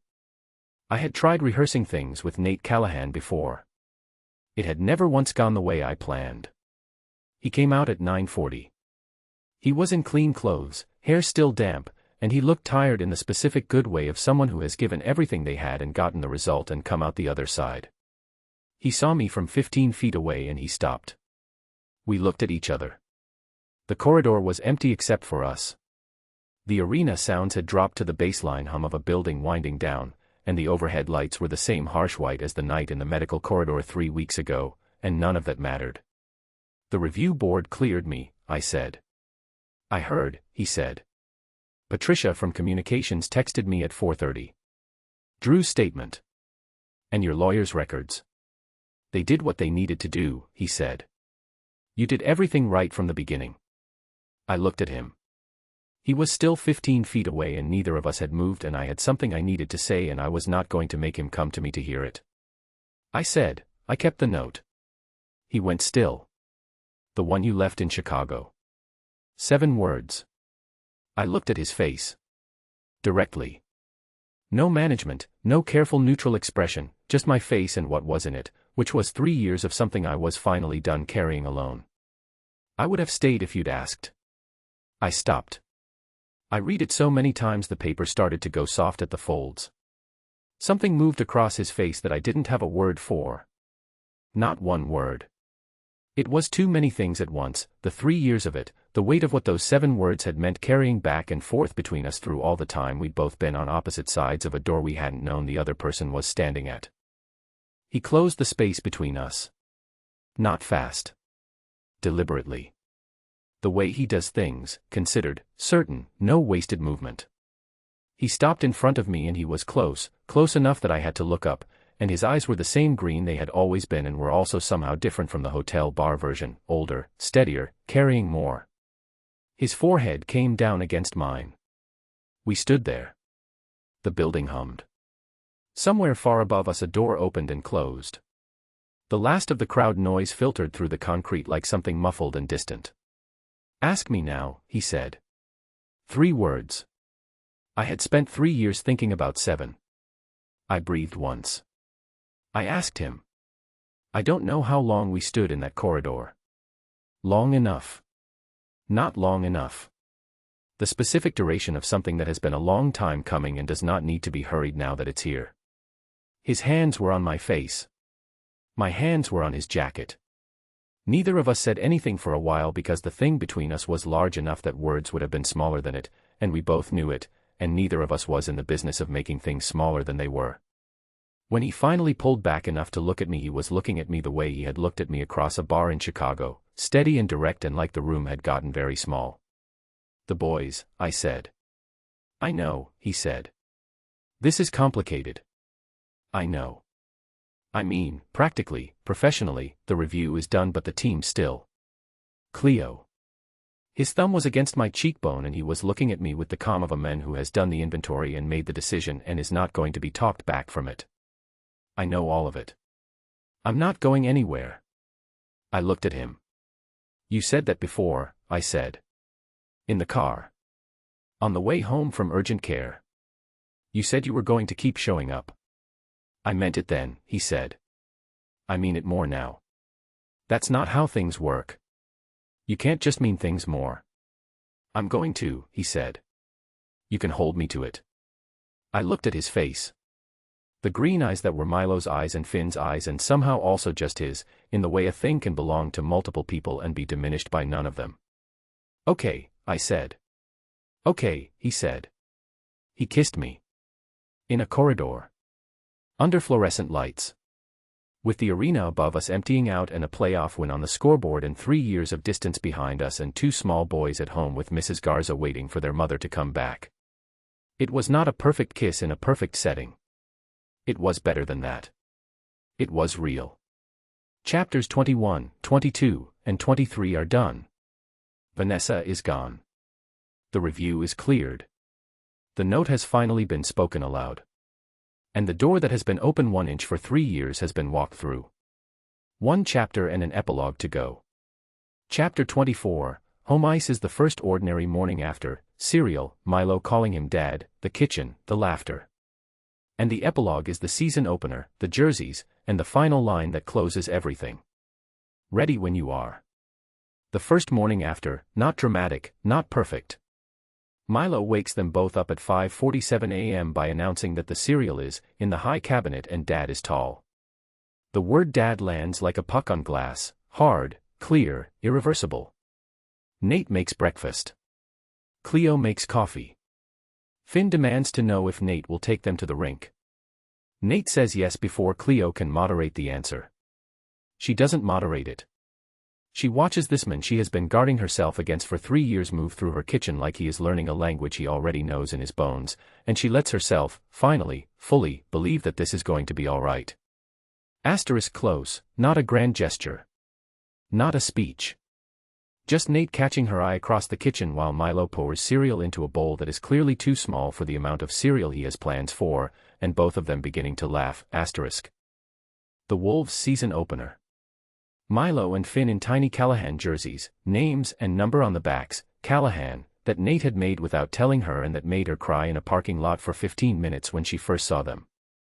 They are in the family section, which is a thing that now includes her. The boys press their hands against the glass as Nate skates warm-up laps. He stops at their section every time. Every single lap. Drew is beside Cleo, holding Finn's popcorn because Finn decided his hands were needed for banging on the glass. Jade is on her phone but reaches over and squeezes Cleo's hand without looking up. Nate stops at the glass one final time before the puck drops and presses his glove against the spot where both boys have their palms flat on the other side. Then he looks up, past them, at Cleo. Asterisk final line, he mouths something. She knows what it is. She mouths it back. The horn sounds. The lights drop to the ice. And for the first time in 4 years, Cleo Davenport is not standing alone, asterisk. Chapter 24. Home Ice. Cleo and Nate. CLEO. I have a rule about mornings after. I made it a long time ago, in the years before the boys, when I was younger and less careful and occasionally made decisions I had to live inside the next day. The rule is simple, whoever you are in the morning is who you actually are. Not the version from the night before with the corridor lights and the 3 years of wanting pressing everything into something larger than ordinary life. The morning version. The one that exists in the flat light before coffee, before the day has been decided. I woke up at 5:46 a.m. Nate was asleep on the other side of the bed. Not sprawled, not claiming the space the way some people do. Just there, one arm above his head, breathing slow, taking up exactly as much room as he needed and not more. I lay in the dark and looked at the ceiling and did the morning inventory I have done every day for 3 years. Boys, schedule, what needs doing, who needs what. The inventory was different. Not wrong. Just different. Like a room you've had a particular way for a long time and someone has moved one piece of furniture and your eyes keep going to where it was.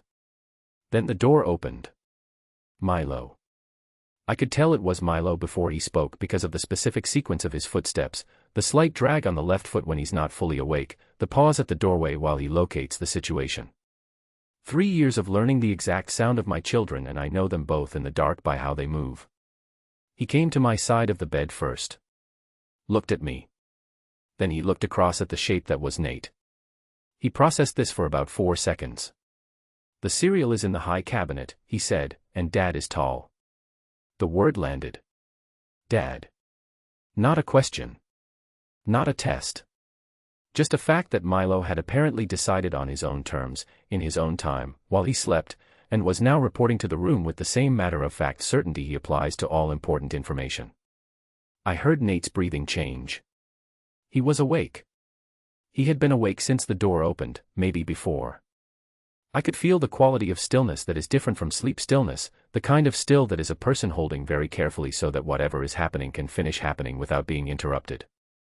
Milo looked at Nate. Can you get the cereal? Nate sat up. Yeah, he said. His voice was rough with sleep and something else I didn't name out loud.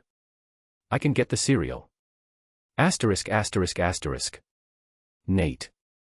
I stood in her kitchen at 5:52 a.m. in yesterday's clothes and bare feet and I got down the cereal from the high cabinet. Milo had appointed himself supervisor of this operation and was standing on the step stool that lived beside the counter with his arms crossed, monitoring. He told me which bowl. He told me it needed to be the blue one. I found the blue one in the second cupboard because I had been in this kitchen enough times to know where the blue bowl was kept. That's the right bowl, he confirmed. Good, I said. Finn likes the yellow bowl. You have to remember that. Yellow for Finn, I said. Blue for you. He nodded. Satisfied. The approval of a 3-year-old is one of the most complete things I have encountered. Finn came in at 6, the way Finn always comes in, quietly, fully observant, making his read of the room before he committed to anything. He stood in the kitchen doorway in his dog pajamas and he looked at me and he looked at the cereal boxes on the counter and then he looked at the yellow bowl I had already gotten down. He came and sat at the table without saying anything. I took that as a yes. Cleo came in while I was pouring. She went straight to the coffee maker with the automatic certainty of someone who has done it 10,000 times and doesn't need the lights fully on to manage it. She didn't look at me yet. She got the coffee going and then she stood at the counter and let the machine run and then she turned around and looked at the kitchen. Milo was already in his cereal, eating with the focused commitment of someone who had been thinking about breakfast since he woke up.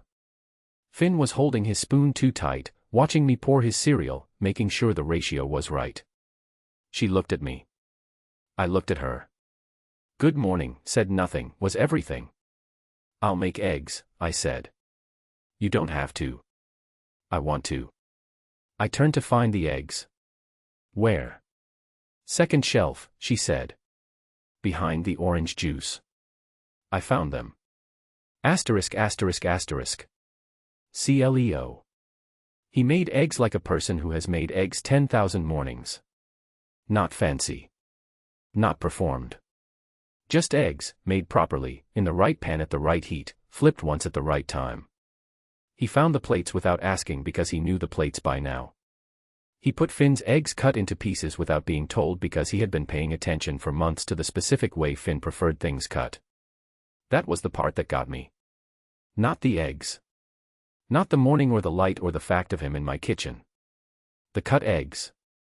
The small particular attention that is the actual shape of caring for someone, not grand gestures, just the daily accumulation of noticing.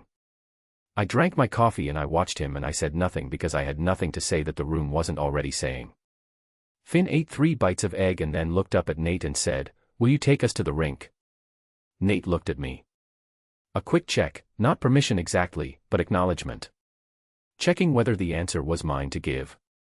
I opened my mouth. Nate said, Yes, before I got there. He said it naturally, easily, the way you say yes to something that isn't a question, really, just a thing that is obviously going to happen. Finn went back to his eggs, satisfied. Milo looked up from his cereal bowl, which he had filled to a level that was clearly optimistic relative to the size of the bowl, and said, I want to skate. Then we'll skate, Nate said. I looked at the bowl. I looked at the cereal. I looked at the amount of cereal in the bowl relative to the amount of cereal that a bowl that size could plausibly contain. I did not moderate the eggs or the rink or the cereal situation. I drank my coffee. Asterisk asterisk asterisk. Nate. I turned from the stove with 2 plates and I looked at Milo's cereal situation. He had poured himself a portion that required active faith in the structural limits of the bowl. He was now adding more. The bowl was having opinions about this. Cleo was standing at the counter with her coffee cup halfway to her mouth, watching him with the expression of someone who has made a decision not to intervene and is committed to that decision even as events unfold in a direction that suggests intervention would have been reasonable. I caught her eye. She was already starting to smile. Trying not to, the way she tries not to, the corner of her mouth going first, then the press of her lips that doesn't work, then the thing she does with her eyes when she's losing the battle against something funny, which is this particular brief surrender that I have been collecting for months without telling her. Milo poured more cereal. A portion of it went over the side of the bowl. He looked at it. Then he looked up at me. Then at Cleo. Then back at the cereal on the counter. That's yours, he told the counter. Something in Cleo's face broke completely open. Not a polite smile. Not the managed version. A laugh, real and sudden and the kind that comes from somewhere she doesn't guard, low and warm and entirely hers. I started laughing too. Finn looked between us with the interested expression of someone watching whether he doesn't fully understand. Then he went back to his eggs. Milo ate cereal from the bowl and did not address the cereal on the counter again. And Cleo stood in her kitchen at 6 a.m. with her coffee and her bare feet and her laugh that she'd forgotten to manage, and I stood across from her with 2 plates of eggs and the specific understanding that I was standing in the right place. Not a perfect place. Not a simple one. There was a legal agreement being finalized and a season to finish and 2 children who would need more explanation as they got older and 100 ordinary complications between here and any version of settled. None of that was the point. The point was the kitchen. The cereal bowl. The laugh. The yellow bowl on the table that I'd gotten down without being asked and the eggs cut into pieces and the coffee maker that I now knew took 3 minutes longer than it said on the front of it. The point was her. I put the plates on the table and I sat down and Milo told me the rules of a game he was inventing in real time and Finn ate his eggs with his too tight grip on the spoon and Cleo drank her coffee and we were all, without announcement or ceremony, in the same room. That was it. That was the whole thing. Asterisk asterisk asterisk. CLEO. We went to the rink at 9. The facility gave Nate early ice on non-practice days, which I had known in a professional capacity for months and had not previously thought about in any other context. Now I stood at the boards with a coffee that Nate had brought from the cart in the lobby and watched my sons on rental skates hold the wall with the focused concentration of people who have decided the wall is their opponent and they intend to beat it. Nate was on the ice with them. He was not teaching them the way you teach a class. He was just there, skating slow, stopping when they stopped, holding Finn's hand when Finn's skates went sideways, not making a thing of it when they fell, which they did with the spectacular commitment of children who have not yet learned to be afraid of falling. Milo fell and got up and said, "I'm fine," to no one in particular and kept going. Finn fell and looked at the ice for a moment and then looked at Nate and Nate crouched down and said something I couldn't hear from the boards and Finn stood up. I watched this from the boards. I had been guarding myself against this man for 3 years. Against the idea of him, against the hope of him, against the specific warmth of a note I couldn't throw away and a door I'd spent 3 years telling myself I'd chosen not to open. I had been wrong about the door. Not about protecting myself, I don't regret that. You protect your children. You protect the life you built. You do not open doors without knowing what's on the other side. But I had been wrong about what was on the other side. On the other side was this. The rink. The cold and the white ice and the small red-haired boys who had his eyes and my stubbornness and their own completely specific selves that belonged to neither of us and both of us. On the other side was a man who made eggs and got down cereal from the high cabinet and stood between cameras and a door and sat in a waiting room at 3 in the morning and never once made any of it about himself. On the other side was someone who stayed. I drank my coffee and I watched my family on the ice and I let myself, finally, fully, without reservation or management or the quiet hum of waiting for it to go wrong. I let myself believe it. Epilogue. 1 year later. Cleo's POV. I cried in a car park. I want that noted. Not because I am ashamed of it, I'm not, but because I think it is important to record that Cleo Davenport, who did not cry at a pregnancy test or in a hospital corridor or across a kitchen table from her sister, cried in the Wolves facility car park on a Tuesday morning in September because of 2 small jerseys.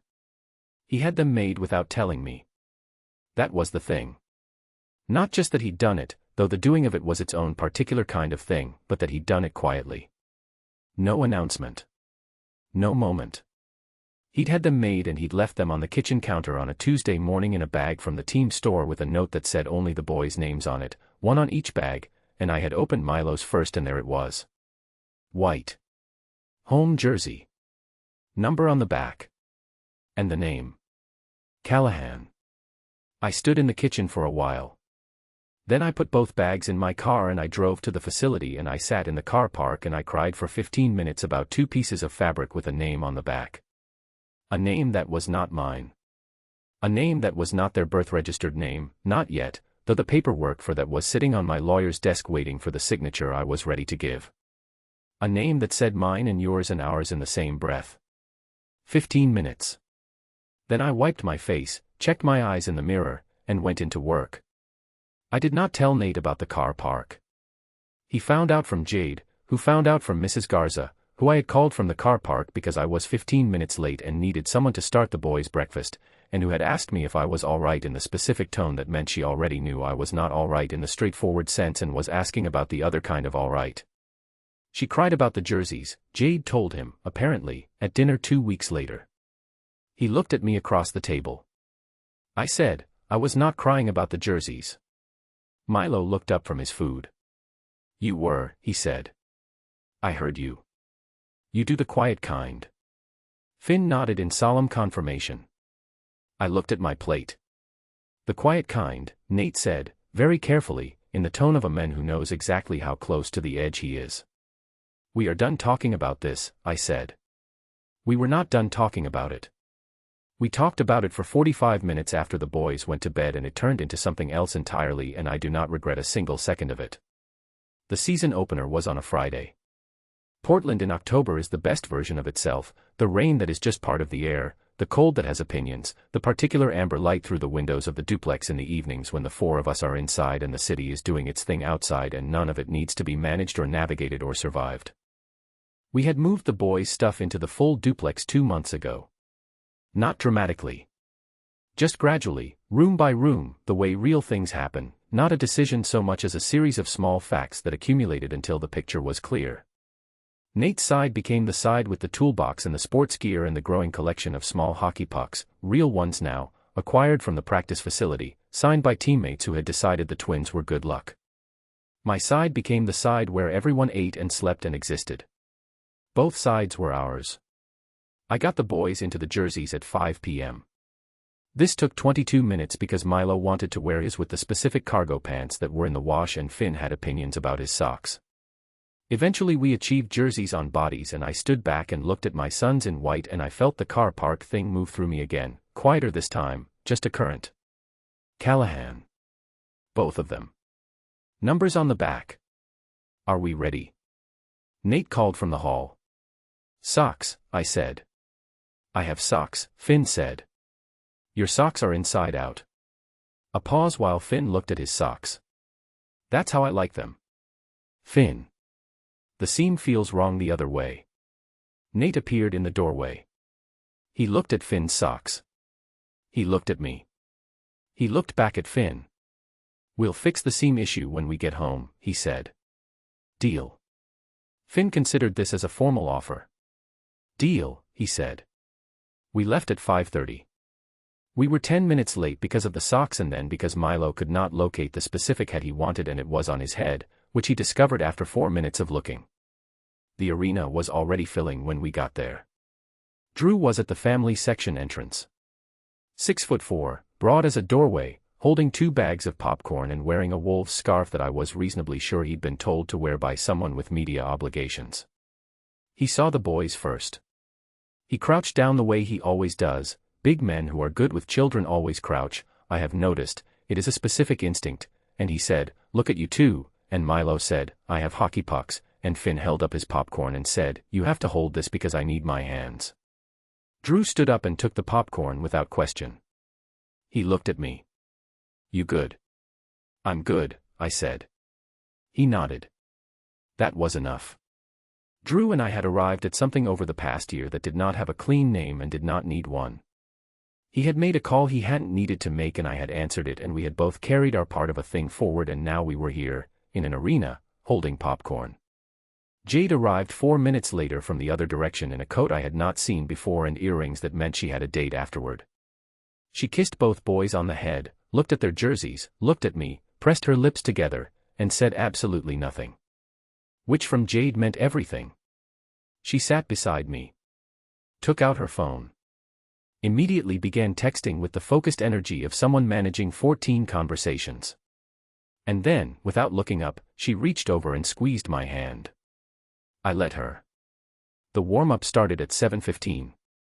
Both boys pressed to the glass the second the players came out. Flat palms, faces close, fogging the surface with their breath. Milo was narrating the players coming out with the running commentary of a sports announcer who has no responsibility for accuracy. Finn was looking for one specific player and making no secret of it. Nate came out third. Finn banged both palms on the glass. Milo stopped narrating mid-sentence. Drew shifted his weight and said nothing, but his jaw moved in the way it does when he is holding something back. Nate skated his first warm-up lap, and when he came to our section he stopped. Just for a moment. Stick on the ice, one hand on the boards, looking at the 2 small palms pressed flat against the glass and the faces behind them. Then he kept going. Every lap. Every single lap of the warm-up, he stopped at our section. Some laps he said something through the glass that made Milo laugh and Finn nod seriously. Some laps he just stopped and put his glove flat against the spot where their hands were, 1 second, and moved on. The boys thought this was normal. They had no reference for another version of it. I thought about what it had cost to get here. The blocked number in the 3 years and the note in the wooden box and the parking lot cry in the corridor and the preschool pavement and the physio room floor and the kitchen floor and every version of alone I had been expert at before I let someone through the door. I thought about what it would have cost not to.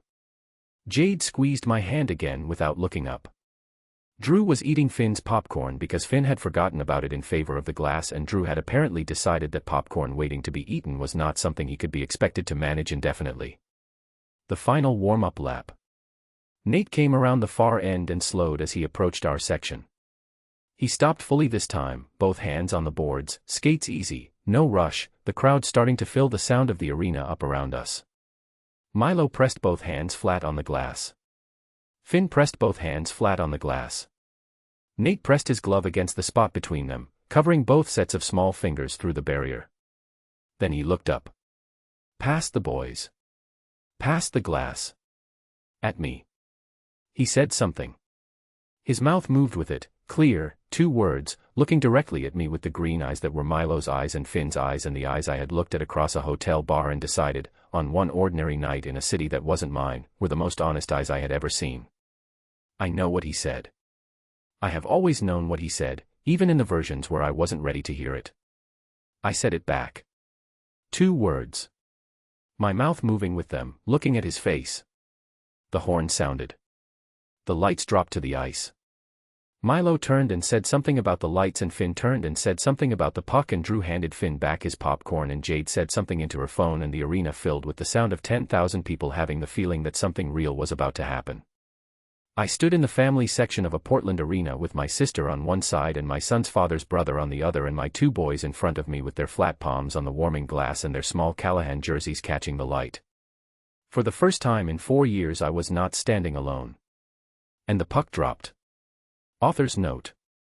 Dear reader, thank you for spending time with Cleo and Nate. Red Light began as a story about two people who shared one night and spent 3 years carrying the weight of what they didn't say, and the specific, terrifying courage it takes to let someone into a life you've already learned to manage alone. Cleo's strength and Nate's quiet determination were never at odds. They were two people learning that the hardest part of love isn't the falling, it's the staying. If this story stayed with you, if the ache of missed years and second chances resonated, I would be so grateful if you left a review. Reviews are how independent authors find new readers, and every single one matters more than you know. With gratitude. Arden Blackwell. Acknowledgements. Some books are written in the space between one night and forever. This one was written in both. To the readers who believed in a physio who carried everything alone and a hockey player who showed up without being asked, thank you. You are the reason Cleo and Nate's story exists beyond the page. And to every parent who has ever stood alone in a kitchen at 2 in the morning, figuring it out. Someone sees you. About the author. Arden Blackwell writes dark romance with sharp edges, complicated men, and characters who refuse to look away. A lifelong devotee of stories where love is neither safe nor simple, Arden Blackwell believes the best fiction lives in the space between what people say and what they mean. Red Light is the 9th novel in the Dark Eye series. When not writing, Arden can be found watching hockey with unnecessary emotional investment, keeping notes no one asked for, and opening doors exactly 1 inch.